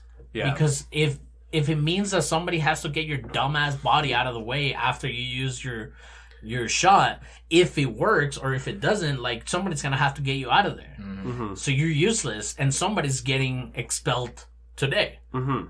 And that's like the whole risk to this whole montage of track events. Yeah, And well, then we get to the ball throwing. well, before that, he almost let Midoriya do the ball throw, but he eliminated his quirk right before. Mm-hmm. Where it's just like, hey, where he gives him that whole speech. I see that you're about to break your fucking arm doing this, so I'm not gonna let you do it. And that's where he gives that speech that you're fucking useless if you're in the way, and then you get hurt. So then they go through that whole sequence, and then he gets like that final chance to do his ball throw, and Midoriya just puts One for All into his fingertips and just fucking launches it. Ends up being like 800 meters or something bigger, which is longer than Bakugo's. Yeah, and then Bakugo is still pissy Pissed about the whole that thing. shit, yeah. So then his fingers are broken, and All Might's watching in the background. And Even All Might was like looking through records to see where Midoriya was and what class he was, and he's like, "Fuck, he's in Aizawa's class. God damn it, he's gonna get expelled." because Aizawa had expelled an entire class of students for fucking up one time. So everyone knows Aizawa is like the hard ass teacher. So All Might's watching in the background, sees Midoriya pass like the little sport event kind of part of it, and Aizawa and All Might kind of have a conversation, and Aizawa's like, "Hey, I know you're watching Midoriya. Like, what's up with that? I know you got your guys' quirks are kind of similar. I know that you seem to have some kind of relationship, but just so you know, I'm not favoring anybody. I don't even give a shit if you're All Might." And these 6 episodes, all they talked about is how big of a celebrity All Might is, and how he's basically a national fucking treasure. So, and the little Aizawa's exam ends, and he's like, okay, I'm gonna put up the scoreboard, and whoever is last is expelled. right. Yeah. So now Midoriya, again, like the big ass robot with no fucking points, hero points on him. He's found in the same situation. Yeah. Now he's looking at the fucking shards, and he sees Midoriya at the end, and he's like, oh fuck, this is sick. He's like, I'm sorry, All Might. And he cries again. So nerds, hope you have enough liquor for this. You've been at it for a while now with this guy. So he cries again, and he's like, All Might, I failed you. I should have never gotten this shit. Blah blah blah. And Aizawa, as a written off JoJo style fucking write off, he's like, I wasn't gonna eliminate anybody. Right. But still, All Might does have that conversation with him, and it's just like the risk really was there. Like Aizawa was like, yeah, I totally could have eliminated him, but I see what's going on, and I do see potential in him. But I mean, pressure does build diamonds, so you know. Hey man, because. What I don't like about My Hero Academia, especially when it comes to the anime and the pacing in the anime, which the pacing in the anime is good. I think it handles manga chapters really well, but there's never any academia in the My Hero Academia. Okay, they're very rarely doing school shit. They're very rarely in school, actually participating in school activities. Like, hey, let's do hurls now. Right, because we get the next episode and a half is like the entire rest of the season that we're actually in school. Because the next episode is literally called Deku versus Kacchan, and it's literally just a mock school fight between Bakugo, a villain team, and a hero team, and Midoriya, and it's just like they're setting up a mock scenario where it's just like two people are going to be the villains, and these other two people are going to be the heroes, and it's I feel like this was heavy foreshadowing because to be honest, I haven't seen that far into My Hero Academia. Maybe like season 3 most, but I feel like this was like a testament to like the overhaul building scene seemed pretty similar to this. Well, I feel like the Deku and Kacchan fight was like heavy foreshadowing to Kacchan being like a villain. Kacchan's never been a villain. No, never. I always thought never, and that's what like a lot of the manga fan base likes is that it's like I agree with you completely. Like, Bakugo has always been written like he was going to turn evil at one point. Yeah, it always and seems they like always give him that opportunity, and every fucking time he curses in their fucking face. He's like, shut the fuck up, you fucking nerd. I'm the greatest fucking hero in the world. I'm going to blow you the fuck up for even assuming that I would be evil. Yeah. Anyway, it's fucking amazing. That's the best part about Bakugo. Actually. That's the best, because it's been so solidly canon that is who Bakugo is. And the first conversation we have about this is at the end of this conversation with the Tower Villain Hero show. Mm-hmm. At the end, like Bakugo gets pretty pissy about what happened, and All Might is like, "Yo, bro, relax." And he's like, "Fuck you, All Might. I'm gonna be bigger than you." It's like even before All Might tells him anything, he's like, "Fuck you, bro." It's like, I don't need your speech. Basically, the plot of this episode is that Bakugo and somebody named oh god, what's his name? Is Ida. Ida. So Bakugo and Ida are the air quote villain group in this mock scenario where they have to protect like a nuclear weapon or something, and then Uraraka and Deku are the heroes here, and they have to put out the bomb while fighting the villains at the same time. And this is how they practice their fights in hero school. Ida got good calves for Christmas. Ida's superpower is that his calves are engines and he runs super fast. His whole, which is basically the Flash. And with Ida too, this is where they start really explaining that like powers are genetic. Mm-hmm. Because when Deku was being talked down by the doctor by not having a quirk, the mom's like, "What do you mean his dad has a small fire quirk? I have small levitation, or he's not gonna have anything?" And Ida here, his whole family has fucking engines just coming out of random body parts. Like his brother out of his forearm has engines. Ida out of his calves has engines. The dad out of his back has like fucking engines. That's OP back engines.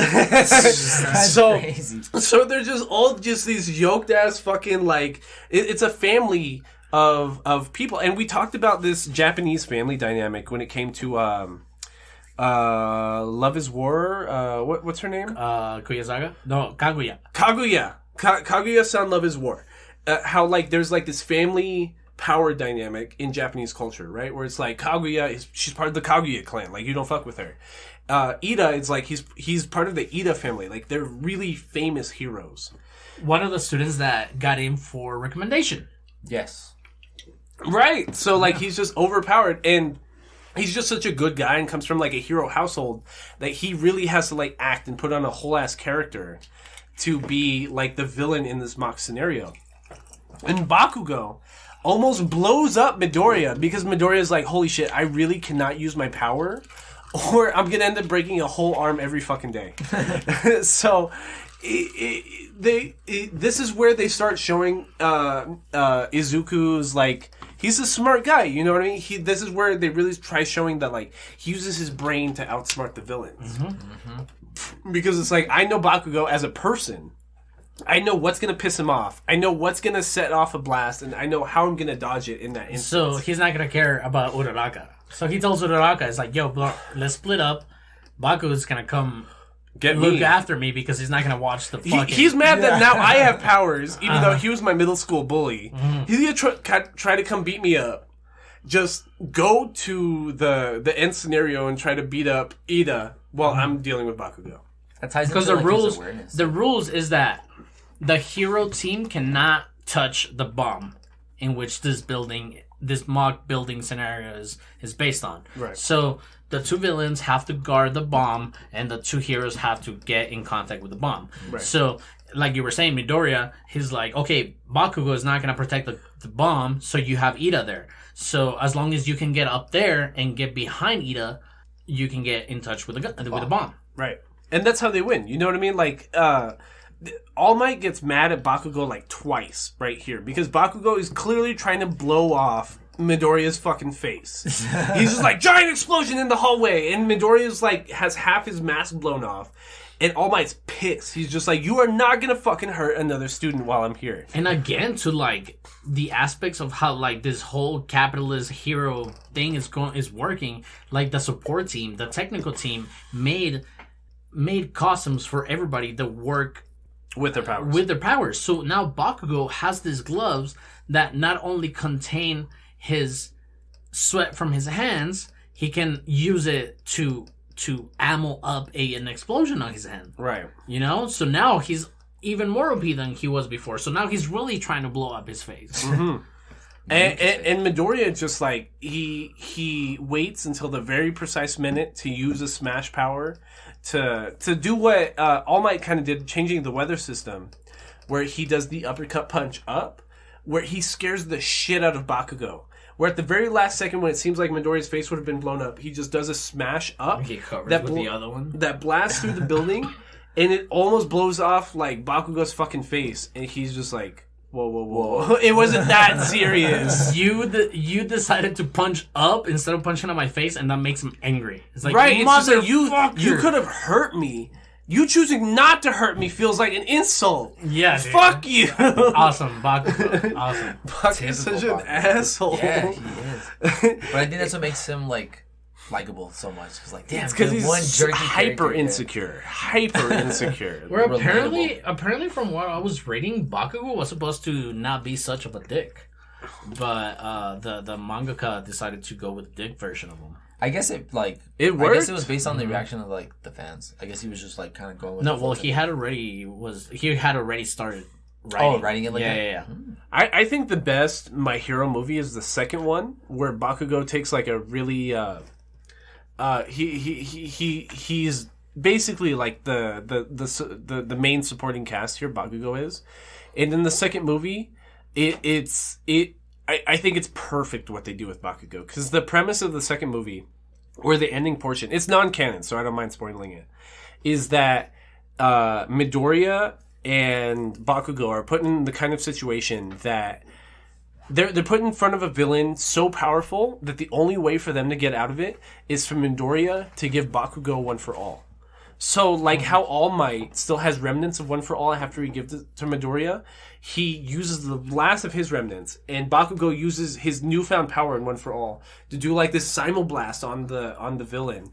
And Bakugo with One for All is like so powerful he can ignite an entire mountainside. That's Like imagine Bakugo's giant explosion power, but with like the immense power of One for All. It just overpowers it so much that through solid rock, he can turn it molten and cause a giant explosion big enough to like blast somebody 100 meters away.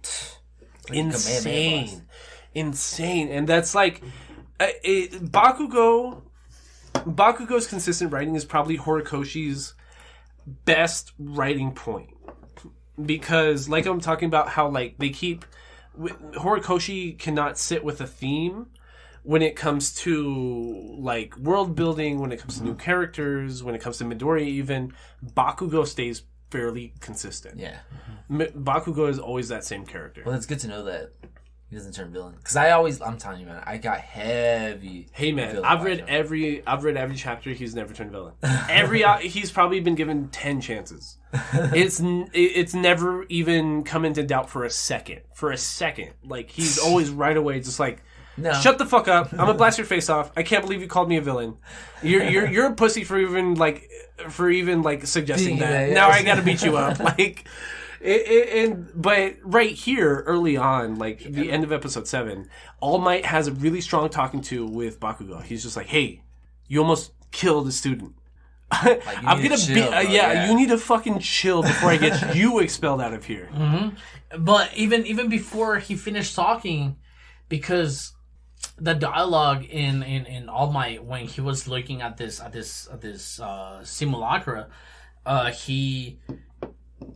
he was like, "Oh man, like that guy's so short fuse. Like I really need to talk about him before he makes a wrong choice." And again, to the point that CJ is making, is like, "Holy shit, is this gonna be our Anakin? Is this gonna be our Darth Vader who turns to the dark side?" But his intentions, like at least for me, All Might's intentions to go talk to Bakugo were like a Kenobi talk, you know, to Skywalker, because he feels so strongly about just being a fucking asshole. But before he finishes his speech, Bakugo again, and I love that you're saying it in the manga, like he's like, "Fuck you, dude. I don't need your speech. I'm gonna be better than you. I don't know why you're wasting your breath telling me this speech, because I want to be the biggest hero of all." Hero. He's always very specific about calling himself a hero, which I'm glad that you brought that up. It's just like it's perfect, because literally episode 8 is called Bakugo's start line, which is what we're talking about. Like Bakugo's starting point is just like, I need to be the biggest hero. And this is where I wanted to bring up that My Hero Academia isn't just about Midoriya. Like, granted, like 90% of the time we're following Izuku Midoriya, but it's everybody's story about being like a hero. It's all of their Hero Academia. It's the story of each of them becoming a hero at a certain point. Even the people that end up betraying the core group, even the villains becoming like their own like hyper villain selves. It's about their journey to becoming the best versions of themselves, and that's the core premise of My Hero Academia. Because the next couple episodes, when I'm talking about, there's only like a handful of episodes at a time in every season about them actually being in school. The episode 10 ends like the school sequence, because it's literally just about Ida, the guy with the rockets on his calves, becoming class president. It's about yeah, you're right. It's about it's the one standalone episode in season 1, because it's the only one just only fixated about them being non-powered in school. It's just about Ida showing himself to be class president material, about him being the most focused, the most disciplined. It's like K-On doesn't spend so much time in the studio.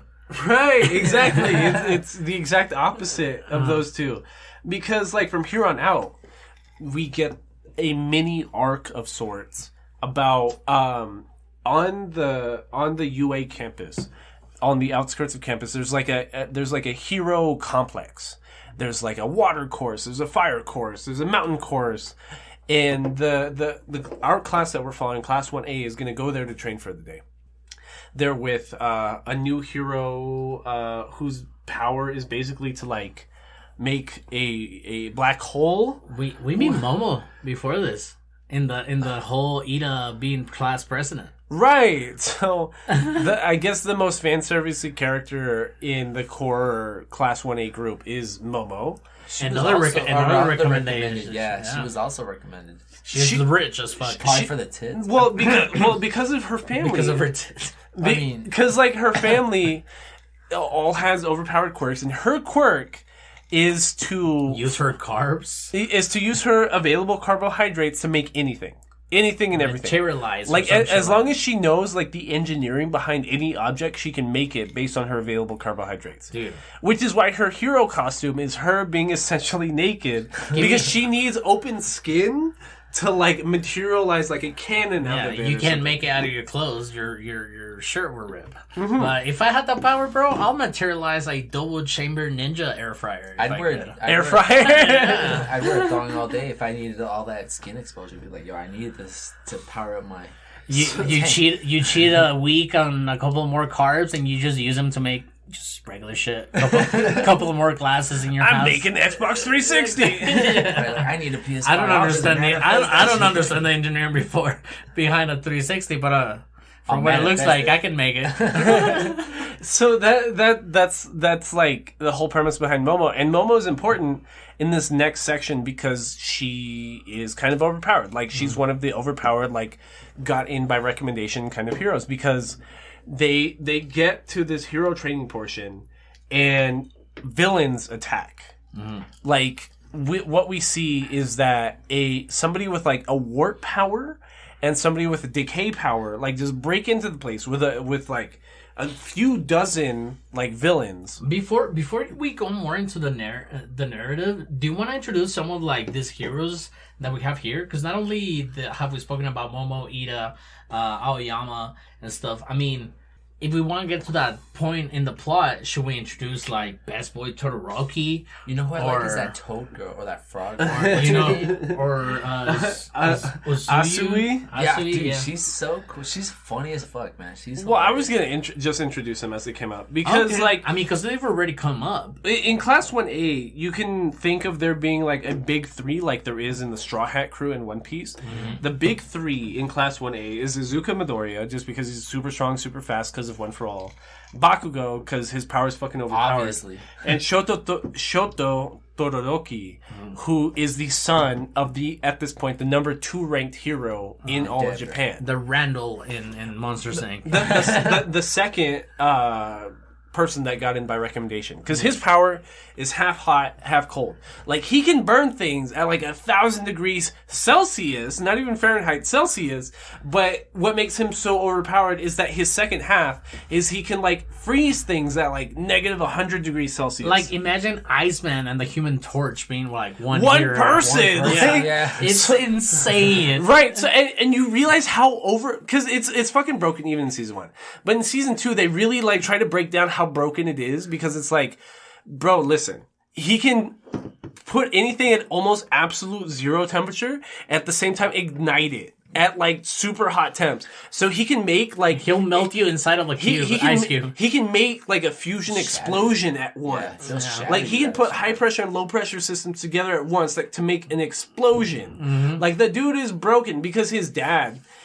Endeavor becomes like a really, really big part of the story by like season 4, because after we progressively get more into a world that's post All Might. If All Might kept Japanese society in check by being the most overpowered character, now Endeavor is, but he's not nearly as strong as All Might ever was. I love this moment. So like. A world post All Might with Endeavor being the strongest character, people try testing their limits a lot more. They're like, Endeavor can't fucking check He's me. like I don't know why, but like he's like, to me, he's like a Pablo Escobar character. Like he's rich and like powerful, and he's just like, I don't know, like a Saddam Hussein almost like vibe. Endeavor's house is like an old school Japanese home. No, like but he's super rich. Yeah. He like abuses his kids to be like the strongest people they could be. He genetically bred Todoroki essentially. Like he chose his wife exclusively through out her of this power. Village, for her power. Yeah, have, like, for her power to powers. have an ice power. And like Endeavor's biggest weakness is that he can burn himself out. Like he can burn so hot that he will physically hurt himself. And now his son can cool himself off. Right, so that's exactly why like Endeavor bought, like literally bought. I almost air quoted the bot, but he literally bought his wife for her ice power, being like, you don't buy people. you are the perfect version of myself. Like, Tuners does not endorse buying people. so, and that comes into play with one of the main villains in the current part of the manga, where it's like it's the same. It's somebody with a firepower that can burn himself so hot that like he literally peels off pieces of his skin. But like, imagine if he also had an ice power. Yeah, it's like fucking Human Torch going like supernova and shit. Exactly, which he'd kill himself. Yeah, That's part of the comics. Like Supernova can literally kill himself. That's a sad moment. That's a very sad moment. But like Todoroki's the perfect balance of both. You know what I mean? And then you were talking about Sui Asui, where she's just a frog girl. Like she's like the fan favorite because she's like a girl. But she's a frog. She's got a tongue. She's got the Spider-Man climbing all walls power. Like, people that like cat girls were like, I never thought I liked frog girls. I never thought I liked frog girls. That shit's fire. That's just fire. Nikos are in town, but these frog girls are... We meet Jiro. She's this girl with like jack phones as like her... on her I earlobes. love her. That's K-On! She's carrying K-On through her powers. Which is just like random things, like she can put sound waves into the ground. Like her earlobes are shaped to an auxiliary cord for like old school, like audio transfer cord. And she can plug it into anything. So if she plugs it into a building, I assume that her power allows her to hear everything in that building. Right. And the closer the room is to her, like, the more she can hear. But on the offensive portion, it's like, I want to knock down this whole building. I'm just going to put sound waves into the whole fucking building. And just make it fall. Her costume has, like, speaker boots. Yeah. So like when we were discussing like episode 3, there's the character Present Mike who just has like this giant like mic set around his neck because he can his power is to project his voice. Like a neck collar. He's His voice actor. He's Canary from DC. He's Canary from DC. Like he can scream hyper like voices, and that's why he has like all these mics around his neck. So her power is almost the same as Present Mike's, that she can just project sound waves, but more metal. Yeah, it's more metal, like, because it's any sound wave. It's not just her voice. So her boots with the speakers on the offensive, she's able to emit her heartbeat into her boots. So just like imagine like Freddie Mercury screaming his heartbeat into your face, And we talked about Mineta, the guy with the sticky balls that come out of the top of his head that can make himself bleed. We have an acid girl. Kaminari. Oh, Acid Girl? Yes. Yeah, Kaminari's broken. I like how they write Kaminari. I like it because too. anytime in any manga or any anime that there's ever been an electric power, it's always broken as fuck. Like, just imagine One Piece. Electro. Fucking Spider-Man No Way Home. Broken. Stupid broken. But they write Kaminari into a corner just to not make him broken, because it's like, if he emits too much electrical power, he becomes like... dumb in the brain. Like it short circuits his synapses in his brain to the point that he's just like doing a thumbs up and he just has his blank face, which is so perfect because like any other manga ever, there's an electric power. Will be broken. Yeah. It's too broken. What's the Invisible girl's name? I can't remember her name. I'm like I said, man. There's so many fucking characters. You were talking about Mina, the acid girl, the alien-looking girl. Yeah, her name is Mina Ashido. Like, I was talking earlier that Hero Society is just kind of used to there being people with warped-ass, like, quirks that look like animals or stuff. She's got bright pink skin. She's always wearing, like a purple and blue, like... camouflage outfit. It's great. She's got horns and like she wears like really Patrick big... Star. Yeah, but her thing is just acid powers, just acid powers. But like she uses the acid powers as like Frozone used his ice powers. Like she can float on the acid. Yeah. So she'll spew. She'll spill so much acid that she can make a wave, so she can transport faster. Yeah, like slip and slide on crazy that shit. Stuff. That's like that's a testament to what Drew was saying earlier. Like you can have super strength or whatever, but it's like how you use that shit. You know what I mean? Well, that's entirely what One Piece is about. And then you were talking about. Hold on. I have a point about One Piece. Sorry. Because one of the biggest things, like One Piece has been out so long, and people have tried to break it down so much. Rubber is literally a detriment to Luffy, because if you think about like Physics 1 in college, the formulas for elasticity is that you are reducing the outgoing force by there being an elastic force pushing against you. So whenever, especially in the early episodes of One Piece, you see Luffy just doing one-off punches, those are powered down punches just because he's made out of rubber. Yeah. Because his own elasticity is pulling against him. Back, yeah. So that's why when you see like Gatling powers or something, or like his bullet punches where he's pulling backwards, that's when he's adding the elasticity to his punches. Yes. Like the ricochets. Yeah, because it's like, and that's why when you get into later One Piece episodes where it's like he can up his elasticity by using his haki, his willpower, to make his rubber harder, you're just... Go ahead. No, it's broken that way because I love good writing about like something that sounds like a bad power. Yeah. So it seems, I mean, to me, I haven't gotten that far into One Piece, but to me, it seems that now he can pick a certain point to which his elasticity holds, and then the other part retracts and makes it harder. Right. So when we get to the point that like Gear Third is basically him putting air into his muscle. No, not his muscle. His bone system. His bones, yeah. So that like he gets like a giant 200-foot like fucking arm that he can punch somebody with. By the time you get to the point that he's using haki, he's injecting air into his muscle system, but he's creating this like bigger elasticity with his haki system that's making it like hyper tense rubber, like military grade rubber, that he can put his fist into his forearm that's causing elasticity to like jump into his elbow and retract. And that's how he's like fucking bulleting punching now. Like hell, that's how kind of like he glides through the air. Crazy so using elasticity. Luffy can fly now.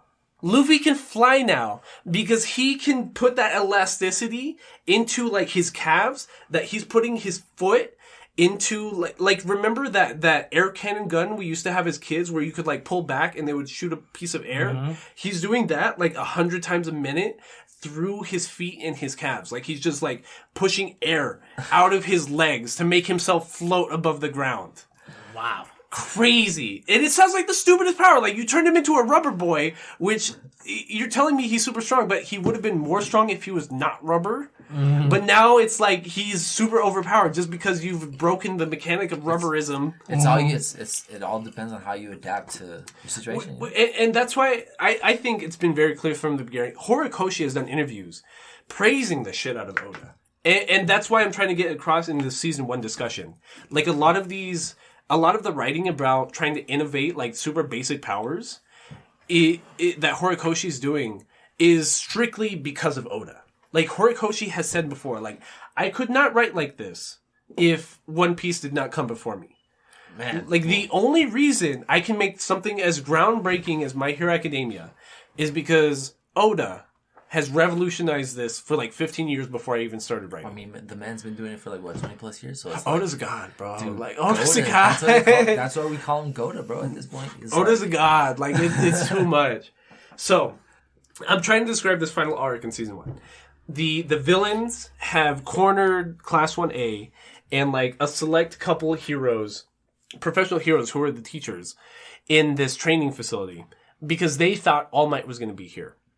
Because what we're getting a sense of is that the guy that hurt All Might and is why he can no longer transform for extended periods of the day knows that he's hurt. Knows that he's hurt and knows that he's a teacher in UA High School. So he's trying to corner him and he's trying to finish the job. Like he's like, I blew out half your stomach. I'm trying to fucking kill you completely. Kill you completely now. And then there's this part of like the media trying to break into the UA, which triggers the LR system, which is what the it's villains like pretext use. to this kind of thing. Yeah. So it's what the villains use to teleport themselves into the like this training stadium. Mm-hmm. So this is where we get like more fleshed out powers from the students because it's like they try to separate the powered students and they're like, oh, we're gonna put Midoriya and Frog Girl and Ineta like in the water section, and then we're gonna surround them with like people with water quirks, people that are half fish or half shark or whatever, and they're not gonna be able to get out.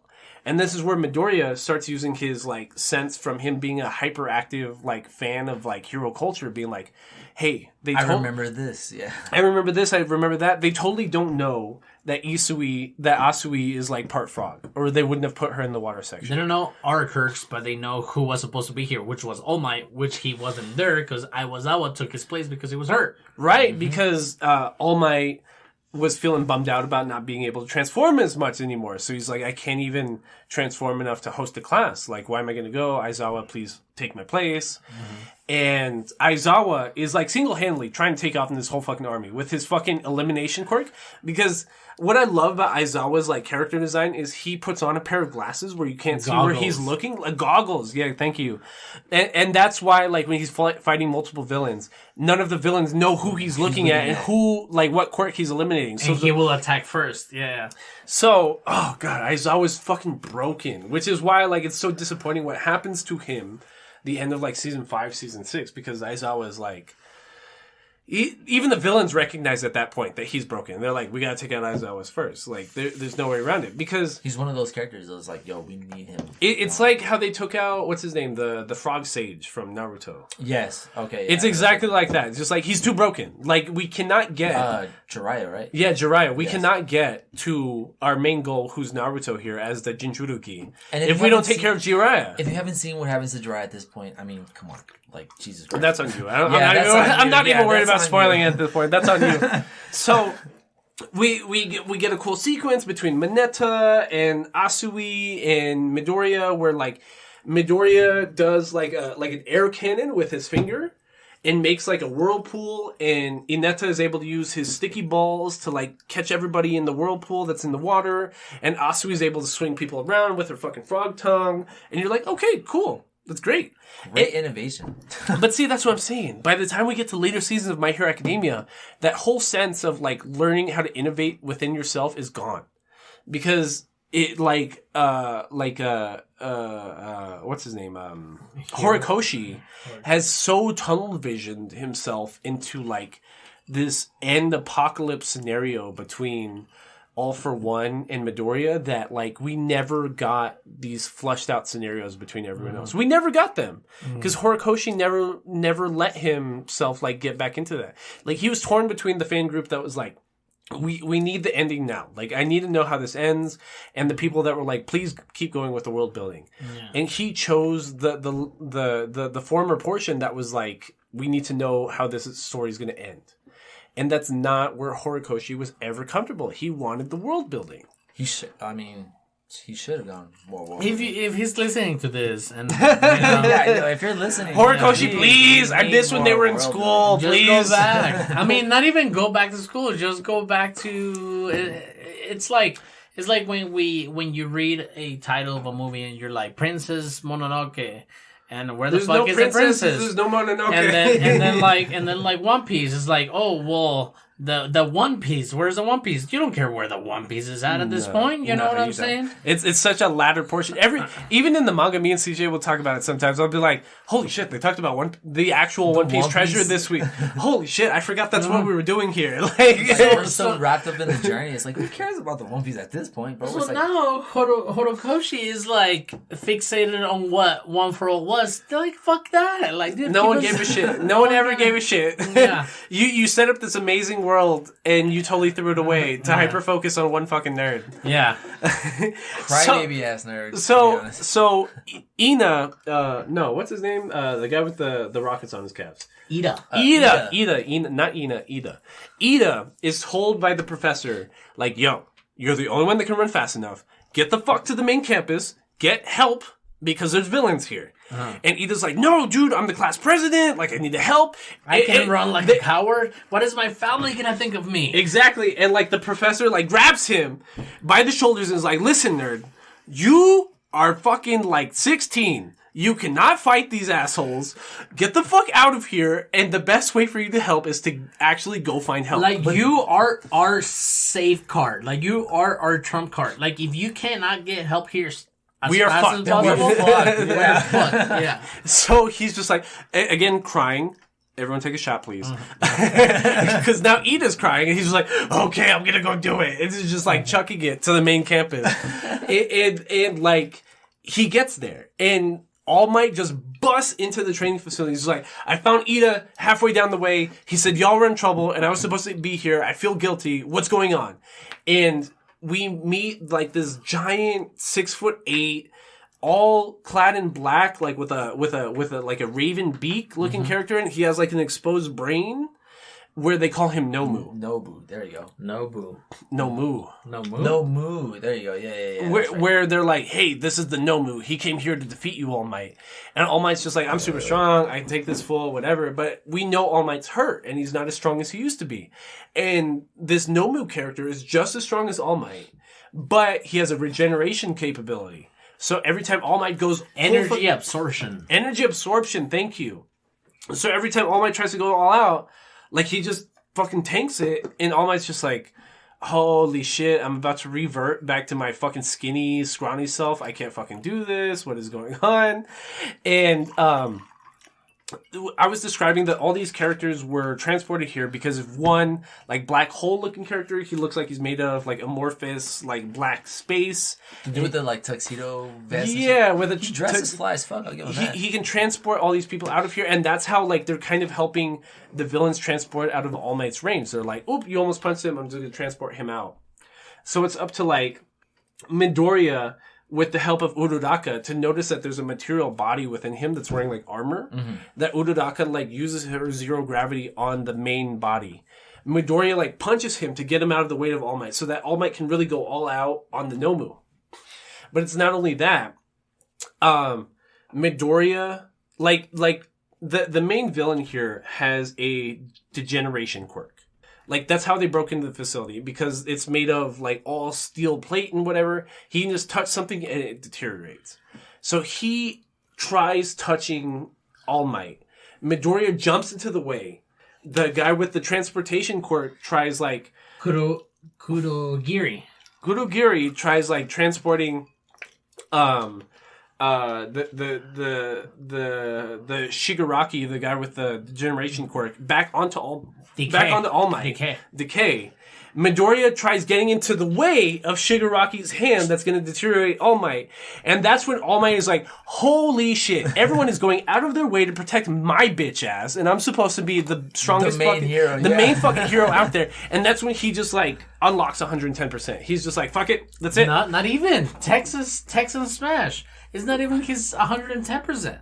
Well, what I'm saying is that's where we get, like, the animation bit where it shows like the power transferring between each generation of One for All. The Avatar Last Bender kind of thing. Yeah, where he unlocks the last Airbender thing. He's just like, he gets a blast from all the ancestors. Right, I'm gonna gather the power of everybody else into my fist. And the animation here is amazing. I know, because I've talked about this before. The feels, right? I've talked about how, like, for me at least, as an animation watcher, since paying attention closely since, like, the early 2000s, how, like, it feels like there's, like, periods in anime, right? Like, there's modernism, which is, like, early 2000s. Postmodernism is very much My Hero Academia. It's breaking apart the established themes that we had in, like, really high-class classical anime in the early 2000s, right? And My Hero Academia is breaking apart all these tropes. And it's right here that you really, really start to see it, because All Might, powering up his power through, like, all the other wielders of One for All, does, like, there's, like, the scene is, like, steam coming out of his fist. Well, like, he's already turning back, so there's steam everywhere. Right, but the scene where he's cocking back the fist is, like, straight on. Like, his left shoulder is facing the camera. His right fist is pumping backwards. The whole scene is just steam coming out of his fist. He's moving so quickly. It's the pullback behind a bullet. Exactly. Yes. Like, he like, even if a 45 bullet like shoots, like, right next to your head, you're gonna feel it. Right. Oh, hell yeah. But and this, like, they slow it down for the audience to see. Like, his fist is moving backwards so quickly. There's steam and smoke coming out of it. That he's just like, holy shit, this is it. This is all I can do right now. I'm reverting back. Like, I'm underpowered. I'm just gonna put That's all all this I into got. one big Texas Smash right now. And it just shows him eyebrows forward because like All Might's design has like these blacked out eyes over his giant fucking unibrow to just make him look scarier. So like him just seeing cocked back bigger, and it's just like this is it. This is all I'm gonna do. It's like a fucking train just coming at the Nomu, and just fucking clocks him straight in the face, and it like splits him in part almost. Like the Nomu with this absorption quirk, with this regeneration quirk, with the superpowered quirk, just gets blasted apart by somebody way stronger than him. He shoots him out of the because he knew he couldn't destroy out of the it. training facility. Yes, he knew he couldn't destroy him, so he hit him so hard that he was gonna eject them out of the area. Team Rocket. It blasted doesn't off matter the how far, as long as that dude was not anywhere near the area, that's the way he would win. And he put all that in a punch, a Texas punch, and Texas Smash! and, Texas Smash, and he fucking blasted him out of the way blasting off with enough time, so Decay wouldn't touch him. You know, and it just turns into this crazy thing because even the steam that's spewing out of fucking All Might, it's blocking the sight out of all the other students, and Midoriya is there, and we see All Might like have Johnny Bravo, have All Might, and it's just crazy. He's like, dude, you gave me enough time, even though you're a 'Cause they're dumbass, so- even though you're a dumbass, like you gave me enough time to save the this off, situation. yeah. Because they're still Pull trying this to out. protect the reality of All Might that he's underpowered now. That like he can't really do like these crazy strong feats that he used to do. So like But now everybody knows. you see like Mudman like make like a pillar wall around them so the other students don't see like what All Might's turning into, and that's like how the season ends. It's just like, hey, there's this new villain threat. He's answering to somebody bigger than even of himself. They made a weapon, the Nomu, specifically to counter All Might, and they have access to UA High School, and Easily, too. They Easily. just demonstrated that. and that's like the end of season 1. There's just so much more that's gonna come out, and there's way bigger threats, and they all center around Shigaraki, and they all have their eyes set on All I Might. think his design, Shigaraki's design, is fucking tight as fuck. He's a really cool ass character. It's almost because all the hands on him, because Decay's or Shigaraki's character design, he has these like zombie like hands attached to him. It's like he wanted physical touch from his parents. Well, they You know? they well, but he couldn't get it, you know what I mean? they, Yeah, explain, exactly. Yeah. they explain in season 4 too. Oh, really? Well, it's because he really killed his whole family. Shigaraki, when his power unlocked, killed his whole family on accident. Like Rogue in X-Men. Like exactly like Rogue and X-Men. Rogue, Exactly, yeah. exactly. Because like they were just all like it's a juxtaposition to Midoriya where he's trying to be like, oh, am I ever gonna get a quirk? Y'all's quirks are so cool. They're just chilling in the backyard one time. His quirk Because manifests. he got a Kirk, he's cursed. His quirk manifested sense. in the backyard with his whole family one time, and he just started destroying everything. The whole backyard, his whole But his quirk was so strong originally that even things that he was directly touching, which that's how his quirk like is shown in the anime. It's only things that he touched that he can like dematerialize. It was even things that were touching what he was touching that would dematerialize. So he was destroying the ground around him. And But everybody his standing on the But ground. his family standing on the ground around him started like decomposing around him, and that's when everything was destroyed. Oh, fuck. So he accidentally murked like his 5-person family Oh, fuck. just by his quirk manifesting. I mean, it's a bit late now, but spoilers. I mean, I don't know. It's been going on enough, and I feel like if our listeners are the nerds that we think they are, I mean, they know about this. And, I mean, this is the third dud on our hashtag of, like, nerds for mental health, right? Our nerds matter. Our So nerds matter. yeah, I'm so sorry, hashtag understandably. our nerds matter. Nobody has used the fucking hashtag. This is our third fucking dud. But anyways, back to that. I mean, this is where fucking season 1 ends. Yeah, It that's doesn't give us anything else besides the police being super attached to the whole investigation. right. And All Might has friends in the police force. Like there's a detective that comes to the Dr. Gadget. Well, there's a detective that comes Inspector through. Gadget. I'm sorry. There's a detective that comes through to the hospital room where Midoriya and All Might are recovering, and Midoriya is concerned because he's like, "Holy shit!" Like this detective came through and he sees you underpowered, and he's just like, "No, this is my friend in the police force. I basically trained the guy." Commissioner Gordon. Exactly. It's Commissioner Gordon, but like for All Might. And again, to your point, like, fuck, why couldn't they spend like a couple of minutes unfolding these characters? Like the principal, we're meant to understand that this guy is to be feared. The mouse, right? But he's a little mouse, and he has like a crazy ass like Nick Fury Scar on across his eye. But his quirk is not even a mouse quirk. It's I didn't even think that was his quirk. It's talked about in season 4. His quirk is like the power to plan anything out or something. There's a name for it that they call it. But basically, he can set up any obstacles or any scenario around him where he can 100% accurately describe like what is going to happen. Like he'll be like, I'm going to set up this pipe that's going to fall at this second. Home field advantage. Right, something like that, where it's just like he'll put, especially that's why he's the principal of the school. He can set up people like hyper powerful quirked individuals inside of a biodome that he created, and he can contain them entirely because he can 100% like accommodate for what's going to happen. He's got Bakugo is going to blow up this at this second, and this other pipe's going to fall, which is going to hit Bakugo in the head, which is going to knock him out, which means he's not going to hurt anybody else.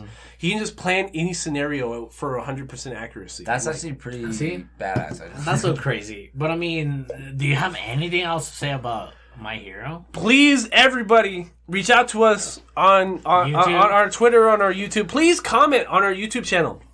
Tell us how bad you want us to talk about My Hero Academia Season 2 or any of the movies. I know the movies are non-canon, but I'll talk about them anyways. I don't give a shit.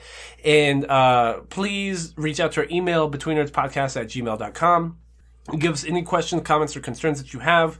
And if you want us to keep talking about My Hero Academia, just reach out to us on all our social medias, @BetweenNerds, YouTube @BetweenNerds, TikTok, Instagram, Twitter. Instagram, anything.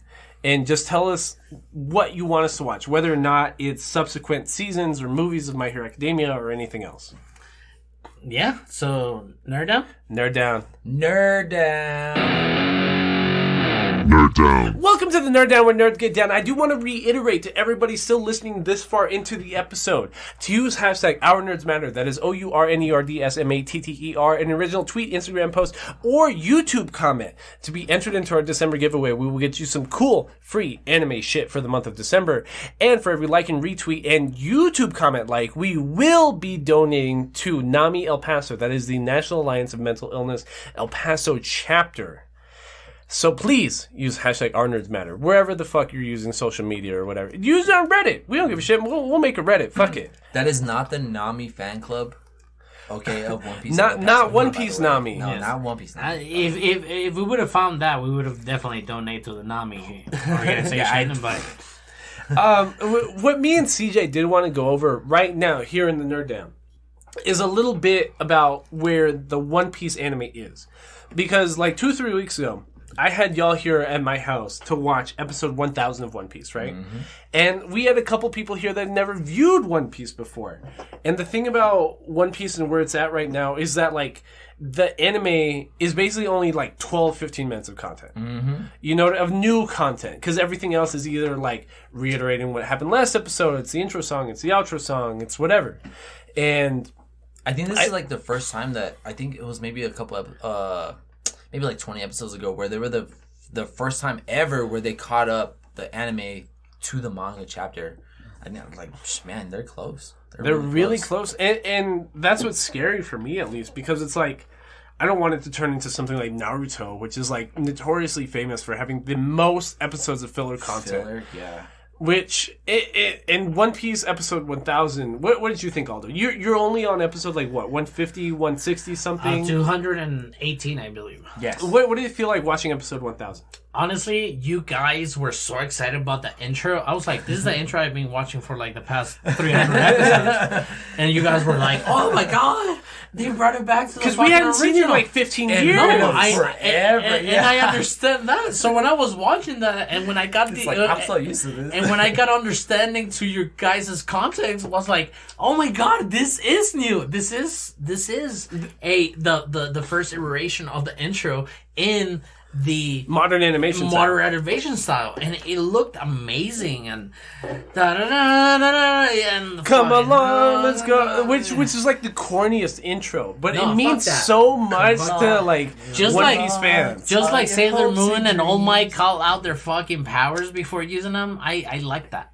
I like that. Bro, that's Make typical anime, it though. cheesy. That's Make it typical cheesy. anime, yeah. It's just because like where One Piece is right now, like especially when it's the manga or the anime, it's like it's groundbreaking. Like it's weird that it's been groundbreaking for like 20 fucking years because where Luffy is as a person, he's really considered he like in the One Piece world, he's really talked about in the 6 strongest people in the whole fucking world.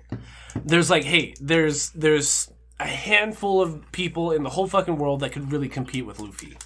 And it took At this point in time, it took 20 years for like the manga or the anime to really get to the point that it's like, no, dude, Luffy is overpowered as fuck. Like, because you get like halfway through where we've been, and like when Luffy's brother died or stuff like that, there were characters introduced in that arc, in the Marineford arc, that was just like, Luffy's never going to be able to beat them.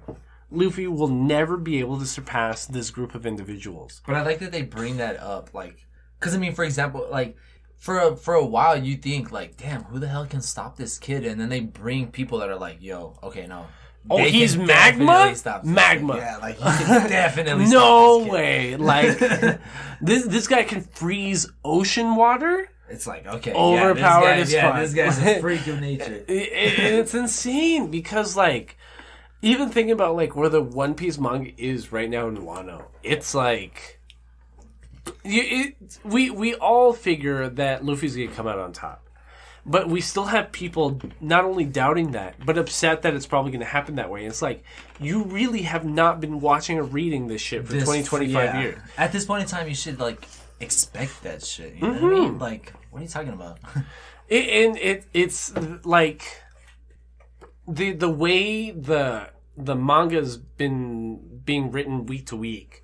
It's written more as sub chapters to the volume series, right? And that's what hurts reading it and being excited about it week to week, like somebody like me and CJ. Because it's like, oh, well, that didn't make sense writing-wise, that didn't make sense writing-wise. But when you're reading it in a volume, it's not the same as reading it week to week. No, yeah. Because we'll spend a whole week between chapter to chapter breaking down every panel, every character in the background, who's that smudge in the background. But that's never how Oda wanted it. Like, especially right now in the current writing, like, Oda wants it to be written as a volume series. Yeah, for like I've been reading since I have the whole Whole Cake Island in the manga format. Like I've been reading it through, dude. It's such a different experience than watching it. Like waiting on Sunday to watch the episode or something like that. Like no, reading through the whole thing fluidly is a crazy experience. It's really really good. And it's not only that. It's like there's still people. The only people that talk down on One Piece are the people that like haven't experienced it. Like I've seen One Piece talked about in the same breath as like, what do you mean I have to watch all of season 1 of The Office to really like The Office? Like that means it's bad if season 1's bad. What do you mean I have to read 200 chapters of One Piece to really start liking it? I think it's like that deep into the story. It's like you really grasp. And like you said, like some of the fans that talk negative about it is like they haven't had the need to watch anything else good. I know these are the same people that will worship like something like Dragon Ball. Naruto or Dragon Ball like top to bottom. And it's just Goku's the yeah. best. Why do I need to watch anything else? I can't stand They actually people. do have a crossover episode with Yeah, but Goku fuck that. and One Piece and all that stuff. Yeah, but Dragon Ball is ass. Below mid, if anything.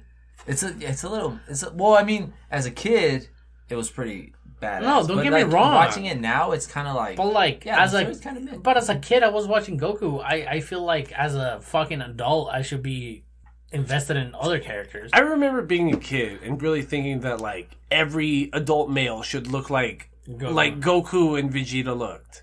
You know what I mean? Like, what do you mean I'm not gonna be yoked as fuck? Like by the time I'm in my 20s.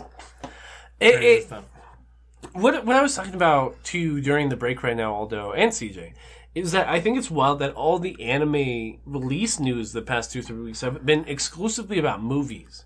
Yeah. Like, it's all movies that are coming out. It's the Jujutsu Kaisen movie that just came out this past Thursday. It's the Odd Taxi movie. It's the new Weathering With You movie or whatever the fuck it's No, called. it's not confirmed to be a sequel to Weathering With You. It's But a what- Shenkai movie. Right, exactly. But still, you know what I mean? Like, it's all anime films coming out next year. Did you see Wasn't the there Jujutsu like Kaisen live Bleach action? continue? Bleach is continuing a season.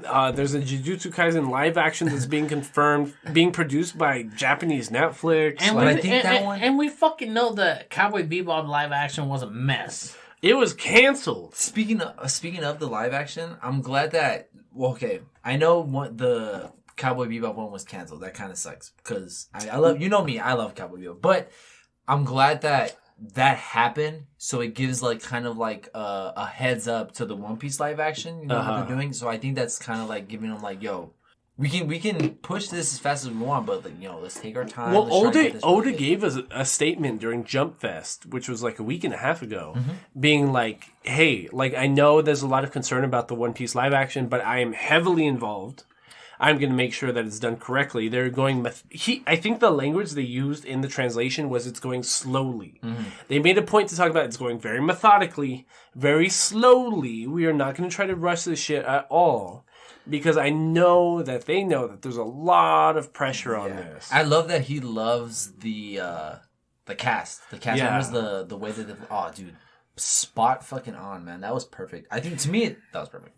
I feel like if industries or big companies like Netflix are gonna want to do something as specific as the anime media, and this is no way to sound like horny, like as a horny nerd, or as a I'm not trying to come off horny right now, but misogynistic person or like a macho guy, but like the Nami character, we know that from the fan service aspect and character design aspect of it, like she's supposed to be big bust. You know, To be real, she's the reason why and they I got feel followed. like if a company like Netflix is gonna embark in this type of media, like not only pick a good actress for it, but let her know that like, hey, because of reasons to give fan service and to make this show as good as possible, we might alterate your physique to a CGI aspect or maybe like a props aspect to. I don't think they're going to do that though. I don't They know. haven't said about it But at that's all. what I'm saying. Like, okay. like it's an archetype. later on, It's like a something that real life can imitate from fiction. That's something that's always been anime exclusive too. Because You know? like manga only readers have always been upset about the anime for that. Because the yeah. anime and Toei Animation has always gone out of their way to sexualize the two main Straw Hat characters being Nami and Robin.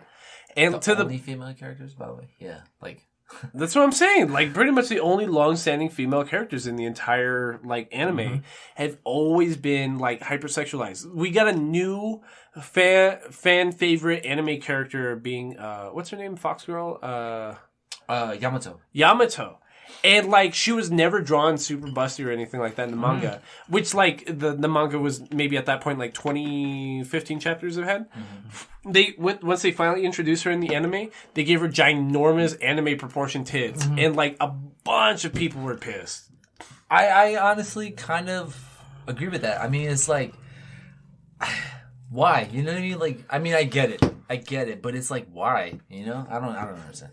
No, it's just because Toei Animation likes the cheap gimmick. You know what I Yeah. mean? And that's always been the issue with both the Dragon Ball and Dragon Ball Super and subsequent Dragon Ball like animation products and One Piece is that Toei Animation does not like insulating a fan base. No. They want the cheap, easy win. It makes me wonder what they're gonna do with the upcoming. Maybe I want to say it's like in 2, maybe 3 more episodes. But remember the scene where Yamato tells Momo to jump in my fucking robe, and then it's like, I want to know what they're gonna. They're gonna go over excessive. So one of the main characters that they're trying to keep away from the limelight and trying to hide him, Yamato in the manga. This female character who's also not identified as self-identifying female. Mm-hmm. She identifies herself as a man. She gets like this child and is just like, hey, hide inside of my robe. And like we'll keep running that way. So what CJ's talking about is in the anime they're probably going to like extra proportional size her breasts and like. I guess for sure they're gonna do that shit, man. It's gonna be an issue. It's gonna be an issue. I'm pretty sure. But yeah, like I mean, I'm not close to the idea of a live action iteration of anything. But tough. You have to. Not only story wise or not only fan base wise, like you have to put a lot of effort in a lot of aspects of what this is gonna be about. Right. Like, if anything, we talked about Spider-Man Far From Home last week, but like No Way Home. Yeah, I mean, I'm sorry, No Way Home. But from one of the spoilers, Kevin Feige picks characters that were not in his franchise to be in the MCU. Yeah. You know? And it feels like if you want to do a live action thing of this high popular other media, you should definitely put attention to aspects of what it is, of what this anime is. Mm-hmm. No, absolutely. And with that being said, I think after talking about My Hero Academia Season 1, which we've been talking about endlessly for like a year and a half, like I can't believe we haven't gone around to My Hero Academia. Well, we thought it was too tender. Right, but then like once we thought it was enough time, which was already 6 months ago, we kept running into like ideas on things to talk about. We just never got around to it. Mm-hmm. What are we watching this upcoming week, Aldo Mendez? Holy shit, what are we talking about this We talked about watching Demon Slayer Season 1 because, you know what I mean, it's currently the biggest ongoing anime right now because they just picked up after the Mugen Train arc movie, which is out for Blu-ray right now, by the way. Right, and like, but they re-released it as like the first half of season 2 as like episodic, which I think, if I'm being honest, I think that was kind of counterproductive. I mean, why wouldn't they? Yeah, like why wouldn't they just?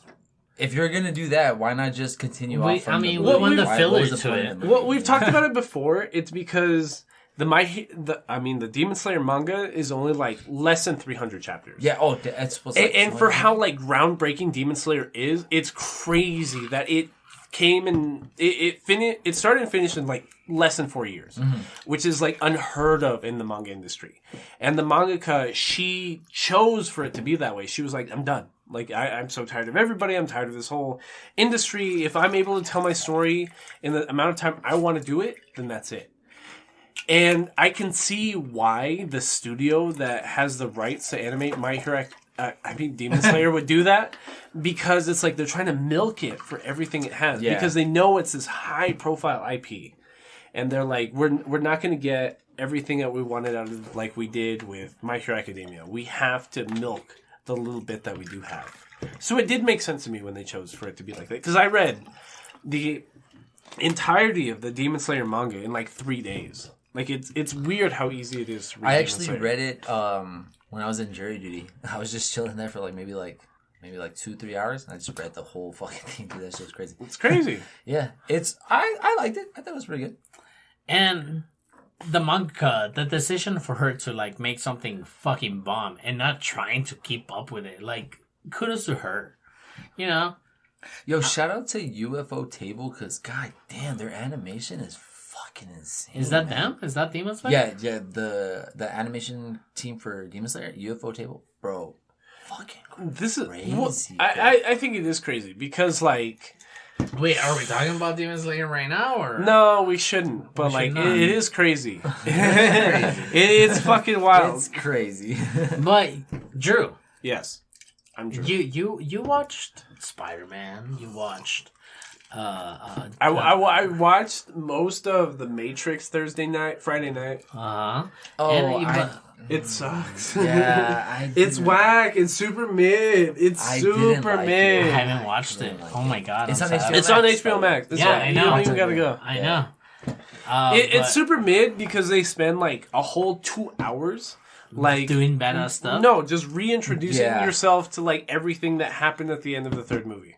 They're like, oh, well, what happened with the robots? What happened with this character? What happened with that character? They spend 2 hours, 2.5 hour movie. They spend 2 hours reintroducing yourself to everybody. It's what we know. What we Yes. And so then the last 30 minutes is the movie. This is not a movie that you should be like, oh, we should capture new audience to it. No. No. Like, you should have just kept going with the theme and not explain anything So to that's anybody. the issue. The last 30 minutes is the actual movie. Yes, dude. Oh my god, I was so disappointed. The with pacing this. is terrible. Yeah.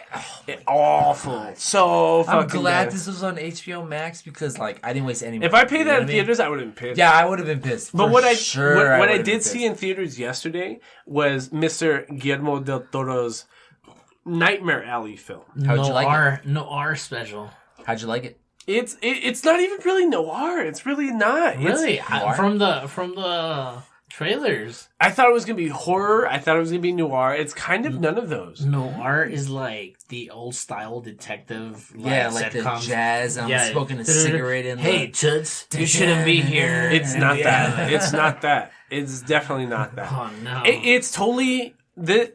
I was Noir is telling- Cowboy Bebop. and, by the way. and to give credit to the Matrix, we watched a very good segment of like a noir style episode in the Animatrix. Right, the yeah. Animatrix was like the 10 episode Yeah. anime series that's meant to flush out like the Matrix universe. But the thing about Nightmare Alley is that it's entirely Bradley Cooper's run at an Academy Award nomination, which is fine. You know what I mean? Like, how many times have we seen that kind of film from somebody like Leonardo DiCaprio or somebody But like it that? makes you wonder what their main goal was, right? Like, It really makes you feels make- like it's the whole studio getting together to try to get Bradley Cooper nominated. that's what I'm saying. Like, it makes you think, like, do you want to make a good movie, or do you just want to, like, I'm gonna make something that'll make me like I popular? feel as fuck? like I haven't seen this movie, but I feel like the theme of this movie is not the way to go. You know what I'm saying? Like, I feel like the trauma of this movie, even though I don't know the trauma of this movie, it seems like that's not something you should aim to be your nominee attempt to the Academy. It's just like it's totally. It's like Jamie, Tom Hanks didn't do big for the Academy. He did Forrest Gump for the Academy. Right. You know? Okay, I get you. Which this is like, it's because it's very much a movie projected forward by the director, which is never a good movie. You know what I mean? Like, Guillermo del Toro's best movies, even Scorsese films, their best movies are not the movies that they self-write. It's good scripts that they pick up and help co-produce, right? Uh-huh. And Guillermo del Toro totally wrote this movie because it's all of the actors normally associated with him. It's that big white guy from Pacific Rim. It's like all these sub-characters that you've seen a lot in his movies. But the tone flips like 3 times, which is fine. It's not that different from a movie I would expect, like of this caliber. But it loses its train of thought from time to time. Like, is it a self-actualization story? Is it is it like an epic drama? Is it a story of self-actualization of the character like destroying himself? Is it? And the movie, the writing itself will set up the ending for you 30 minutes into the movie. This is a 2.5 hour film. 30 minutes into the movie, there's dialogue that will set up the ending for you. Okay. And I picked that up right away. And I was pissed because I went the next 2 hours Already knowing how it was yeah. going to end, and it ended exactly like I thought it was going to end, and I was upset because it was could like you be mad or could you be proud that you were like, yo, I'm able to. Karen's thing is because me and Karen saw it like at like 6 p.m. Christmas Day yesterday, and she was like, it's because you spend too much time trying to break apart anime and different anime movies that you're too used to trying to break stuff down, and I'm like, it's ADHD. It's the autism. It is the autism. But I'm glad I do see that shit. But yeah, sometimes it does blur your vision to a media. it's hard for me to turn off my thinking brain to Guillermo- just enjoy something. Guillermo del Yes. Toro, he's the one that made Sicario movies, right? Is that him or is that a different Sicario? Sicario movie? Sathur. Okay, no, never mind. Maybe I'm thinking No, something else. it's Pan's Labyrinth. Sathur. Oh, okay, The well, Shape Pants of That Water. one. He's never- the only Mexican That was- national to ever win. That was the fiction 50 Shades of Grey. Exactly, but like Guillermo del Toro is the only Mexican national to ever win Film of the Year at the Oscars, ever for Shape of Water.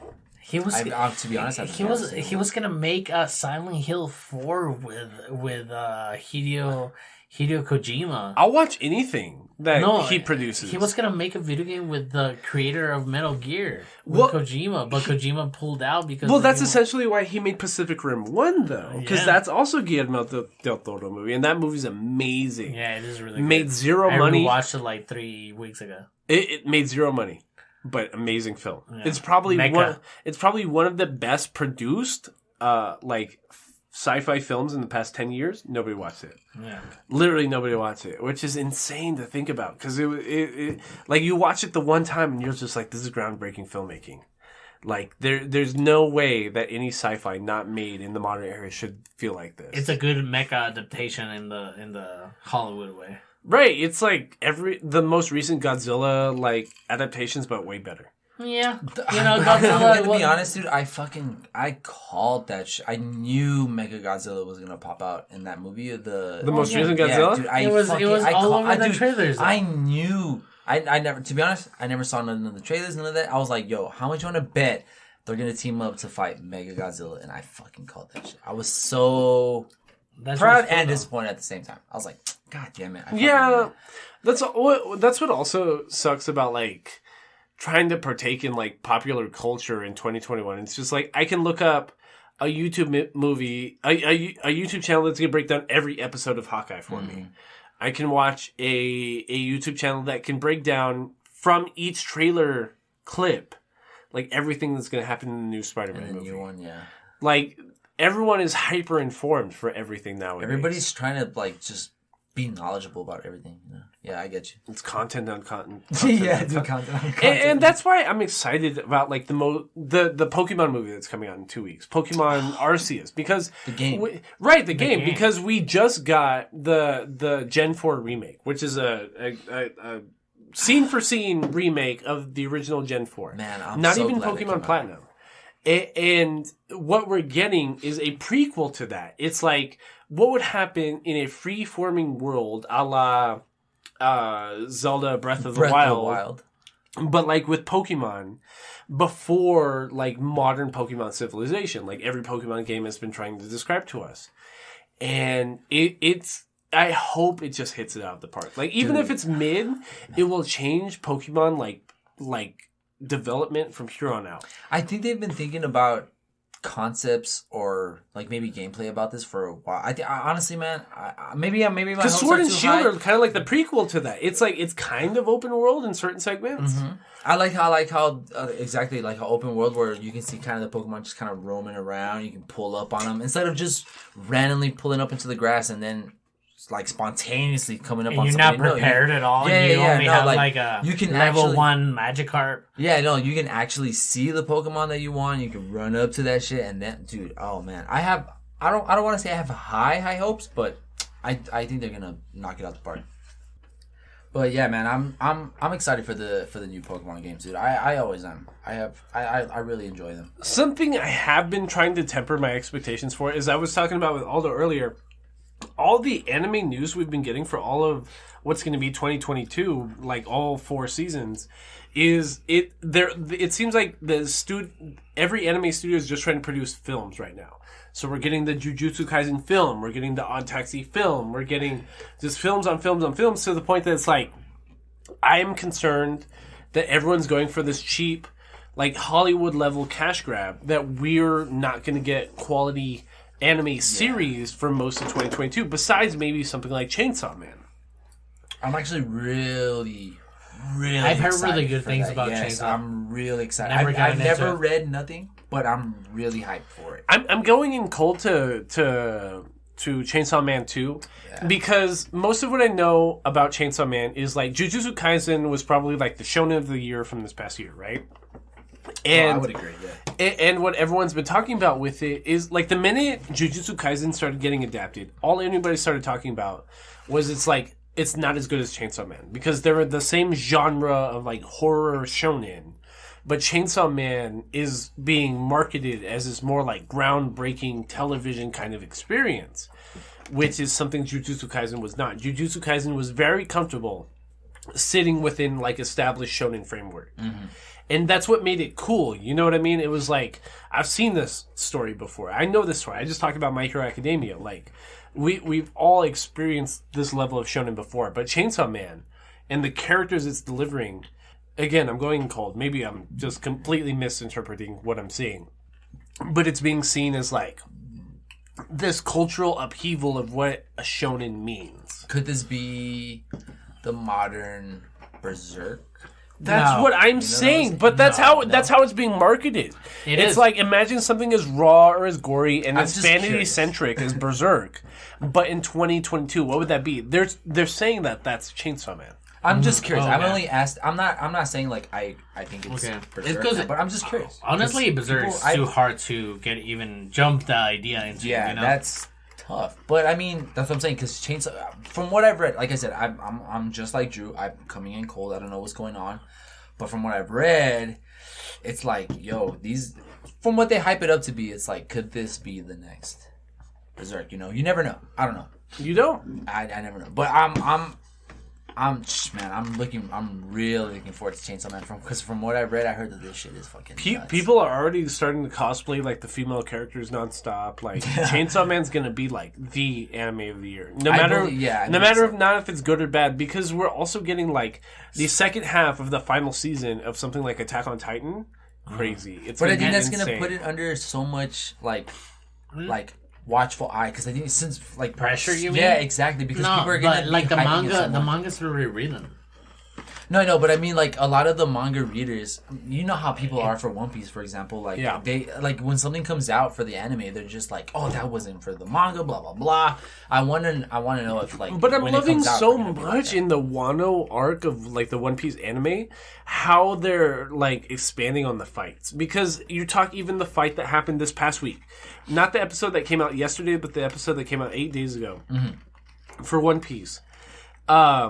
There's a fight with the strongest creature in the world, right? And he's a dragon, and he's super powerful, and the only person that's ever been able to cut the guy is this one group of samurais, like their teacher, the leader that they were following. But something that the anime was able to flesh out, that the manga never was able to flesh out, was that they were gaining their power through haki, through spirit energy, through the spirit of their dead lord. Yeah. And that's something that I never interpreted in the manga. Yeah. That the spirit of Odin was actually what was giving these characters their strength. Because when it happened in the manga, I was like, okay, they learned, like, they were inspired. You know what I mean? They were inspired so much that they learned to, like, encompass all this power and energy. But something that the anime was definitely able to pick up, that's like, no. Like, they were encompassing, they were embodying the spirit of their dead lord, and that's what gave them the strength to do so. Yep. And that's like this like blurred line in interpretation is what makes me concerned and both excited for something like the Jujutsu Kaisen movie and Chainsaw Man. Chainsaw Man, yeah. Because Chainsaw Man, it's if they don't get it right, people are never gonna stop bitching about this. That's what I'm saying. That's what I think. A lot of heavy manga readers. I mean, dude, you know how the anime community is, man. They're gonna be like on that ass, bro. Right. Like, they're gonna be on it. But I have high hopes for it, man. Because from what I saw, I mean, you've seen the trailers. Oh my god, man, that trailer was something else. And then Mappa, right? Mappa, yeah, it's from Studio Mappa. Yeah. Shh, bro, man, goddamn, bro, these guys take so much on their plate. They just had it done this season though, because they did a joint Studio Mappa and Studio. It might have been Bones or Madhouse for Tacked Up Destiny, which was a Crunchyroll original anime. Bombed. Completely batshit crazy kind of story. It's bad. It's bad. Man, like what was it? Maybe like 2-3 episodes ago when you talked about the Beast and the Boy, the Boy and the Beast. Man, that movie was. It's crazy. That movie was something. CJ watched it with me. Yeah, I was watching it with him. Yeah. Did you hear a conversation about Wolf Children? Wolf Children. The last episode. Crazy stuff. Okay, yeah. Crazy stuff. I don't know, man. That movie was just. But no, yeah. Wolf Children's bad just because it's like this furry manifestation. Which, like, it's hard for me to give a shit about that. To me, the only furries, like, as far as I'll go, is Beastars. Cause that's not furry. I know it's not furry, but what I'm saying is, like, that's the furthest extent to furries that I'll go. Like, for me personally. Because amorphized animal culture, a la something like Zootopia, is not furry. It's not furry. Yeah. Because that's a world where... just all animals. Of amorphized animals. Yeah. Furries has to be with humans and animals. Right. The idea behind furry culture is that it's an amalgamation of the personification of your true self, who is a wolf or a zebra or a jaguar or whatever. Your persona is your true self. And that was what hurt something like Wolf Children so because Aldo was excited for Wolf Children.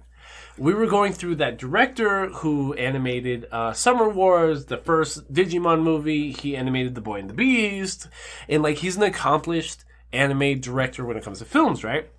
Aldo recognized, like, off of Twitter or Instagram, whatever, the name Wolf Children. He's like, I've heard that name before. Let's watch Wolf Children. And then we watch Wolf Children together, and it's just like and the guts of it, the middle part of it, it's really good. It's really good, but it has this. I think what hurt it so much more is us watching us together, because us in a room together when we watch them, normally we watch them separate. But, like, when it comes to us watching a film together, it's like those commentary. Those Muppets that talk shit about like movies and stuff. That's exactly how it was when we watched The Boy and the Beast. Because I felt like I was just interjecting with like a lot of. You had to tell me what you were feeling, dude, and then I like, had a counterpoint. Dude, I would always randomly just like throw a comment. I'll be like, "Yo, what the fuck is going on?" Right, and that's what it was like. Me and Aldo sitting down and trying to watch Wolf Children because we couldn't help but like try to like. Meta commentary the shit out of this, and like that hurt it so much more because it's like it's already suspect. Yes. So like me and Aldo are in a room together trying to describe this. It's like even worse. Neither of us could like become acclimated inside of it, which was like, God, that movie sucks so much. That movie was so fucking bad. It made me mad that it's popular. It made me mad that the middle was good. Yeah. Like, I want to recommend this, but I don't want to recommend this. Yeah. I was invested, and you fucked it up. Me? The movie fucked it up. I didn't have nothing to do with that production of that movie. But yeah, that's exactly what it's like watching Wolf Children. And that's why I'm excited about something like the Jujutsu Kaisen movie. Because a lot of what makes a Jujutsu Kaisen manga exciting, from what I understand, I haven't read any of it, is that there's this whole lore building behind it. Like how I'm criticizing somebody like Horikoshi for never really fleshing out the My Hero story. Jujutsu Kaisen's fleshed out. If anything, they fleshed out the world way before they fleshed out the characters. And that's why this whole prequel movie is coming out. To like describe like that fleshed out characteristic. It like talking about Odd Taxi even more so. Because it's like me and Aldo thought nobody watched Odd Taxi this year. And then us getting a sequel film, a feature-length film that is going to be fleshed out in canon. It was ranked best anime by Crunchy. Right. Because Crunchyroll at the Anime Awards tried redoing their award nomination system. They tried going from originally it was all critic based, like all big names in the anime industry, a la the Academy Awards or something, voting and nominating for the awards and the nominations, right? Mm-hmm. And then the past like 2-3 years, they tried flipping it to be entirely like user based, like people just voting for the awards. But then you get like Jujutsu Kaisen being named Anime of the Year, which is like it was literally the most popular anime in the year. You cannot call like something that. But to be honest, man, they kind of deserve that because it really, really was really good. Like, but it was not Anime of the Year. Who would you? Odd Taxi. Oh, okay. Odd Taxi is really good. Have you watched it? I saw the first 3 episodes and then it's like I wanted from a noir story. Right, or like even Horimiya came out that same year, but it never got nominated because it was literally just a popularity contest. When you let like just the user base and Twitter users decide like your awards, then it's just the popularity contest. Which is why this most recent Anime Awards, they tried doing 50% user-based votes, 50% like professional votes. Mm-hmm. And that's where you're getting things like Odd Taxi actually getting the recognition they deserve. Because like the critics know Odd Taxi's good, the users maybe don't because not a whole lot of people watch Odd Taxi. It, yeah. So I think they're going in the right direction. And that makes me so much more excited for Odd Taxi. To that same point, that it makes me worried about something like Bleach getting a new adaptation. I'm super hyped for the new because dude, I used to watch Bleach so far back. Have you guys revisited Bleach? No, exactly. I'm excited for Bleach from what I know, but like at this point, I'm worried. Like you said, man, I used to watch Bleach in the old YouTube days where it'd be like Bleach episode 231 part 1 of 3. Part 3. Dude, exactly. I used to watch back that in the. Oh my god, I love these. It's because out of the shonen early 2000s big 3, which is One Piece, Naruto, and Bleach, Bleach was always my favorite. Like I told you, I've always kept up with One Piece, which I have. Mm-hmm. But like when it was Bleach and One Piece, Bleach always won out to me. I saw Bleach. Everybody knows I'm a big One Piece fucking fanatic, but I saw Bleach before I've ever even seen One Piece. And Bleach was just like, yo, I love this. It's because Bleach made me fall in love with Japanese culture. Okay, to be honest, I saw the English dub of Bleach, and I love that it's I can't remember what his name is, but he's the black Power Ranger from the Power Ranger series. He's the Asian dude that played the Black Power Chad? Ranger. Yeah. Dude, he fucking nails it, dude. But he's when I was watching those episodes growing up when I was younger, amazing. I'm super hyped for Bleach. So it's kind of weird because the episodes that I watched of Bleach, when you're watching Mexican television, they don't, for some reason, they all wanted to link the channel. Because back then, you had, like, antenna channels, right? Yeah. You didn't have satellite, 1,000 channels of whatever the fuck you want at the palm, at the reach of your palm, you know? Yeah. So back then, it was just channels in antenna TV. So you will have your Canal 5 in Mexico, it will show you like Dragon Ball and like other animes, but then you will have your Canal 7, which was like 20 in Juarez, but like their broadcast was like Channel 7 in Mexico City, but they would show other anime at the end of the year, so they could like kind of compete with Channel 5 and stuff like that. So that's where I watch fucking Bleach, and it was really good. It gives the shit that we see in Jujutsu Kaisen now. Because Jujutsu Kaisen, we've seen it before. Right. You know? And that's like the point of Jujutsu Kaisen. It's like every shonen trope ever, but like a little more horror. Mm-hmm. You know what I mean? Which is fine. Like, I think that's totally fine. And that's what makes it so much more disappointing that Chainsaw Man is being delivered, but better. Yeah. But I mean, it's like at this point, it's like how we were saying earlier, it's like what you have in your pocket, but how adaptable you are to it. What I think a lot of people don't even realize about Bleach is that Bleach was canceled. Bleach, the anime ended because the manga was canceled. Because the mangaka was so overworked, he stopped putting the effort into it.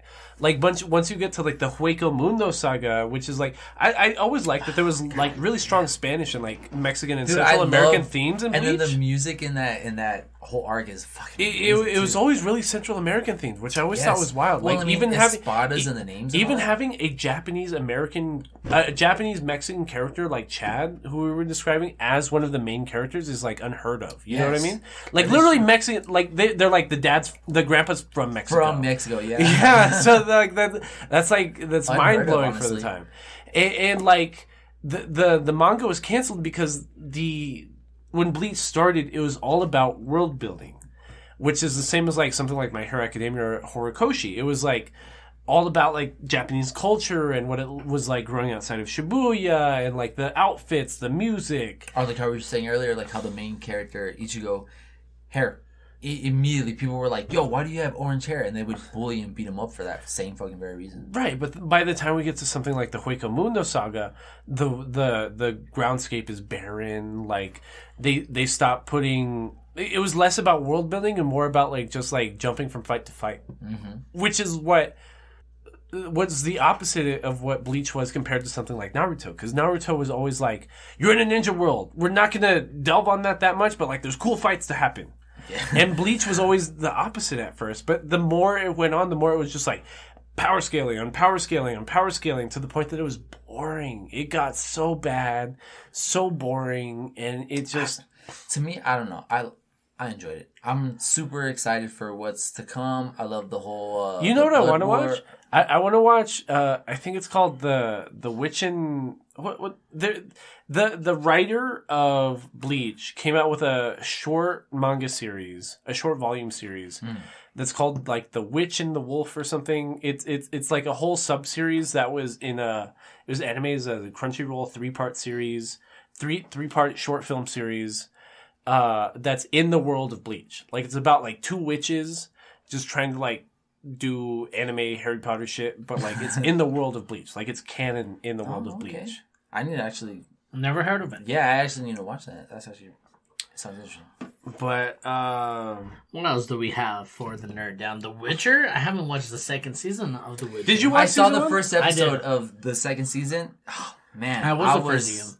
It was man. Honestly, all I gotta say is, I've played the Witcher games. I played 1, and I've beaten 1, and I've beaten 3, and it's man. I was super excited to know that the series is coming out. Season 2, episode 1. I'm just saying, from that episode alone, I'm hyped for the rest of the season. I'm It's super because hyped. I was always introduced to it a little bit different because like when the Witcher games were coming out, I was in college, excuse me, so I wasn't really buying games. I didn't have the time for games. I didn't have the money games, all that, right?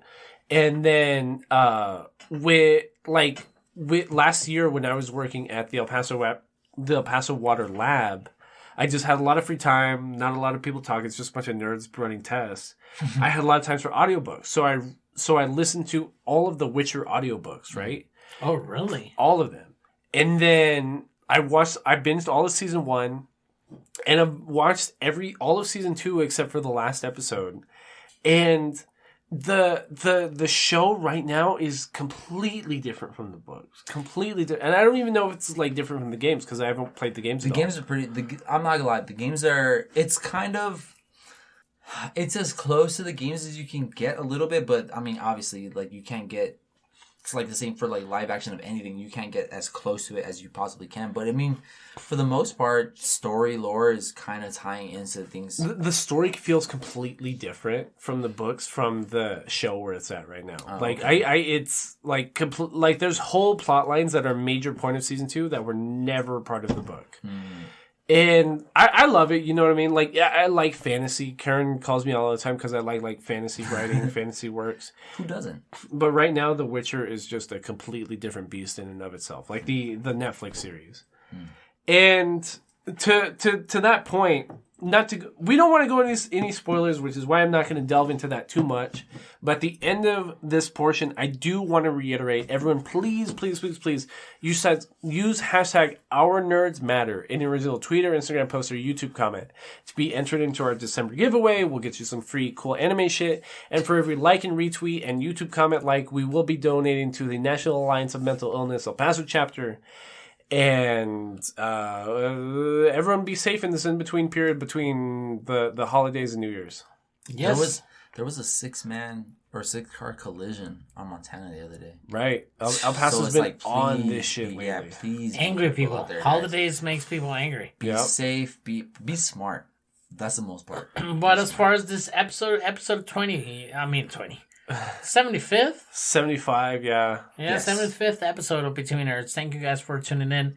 This has been Between Nerds.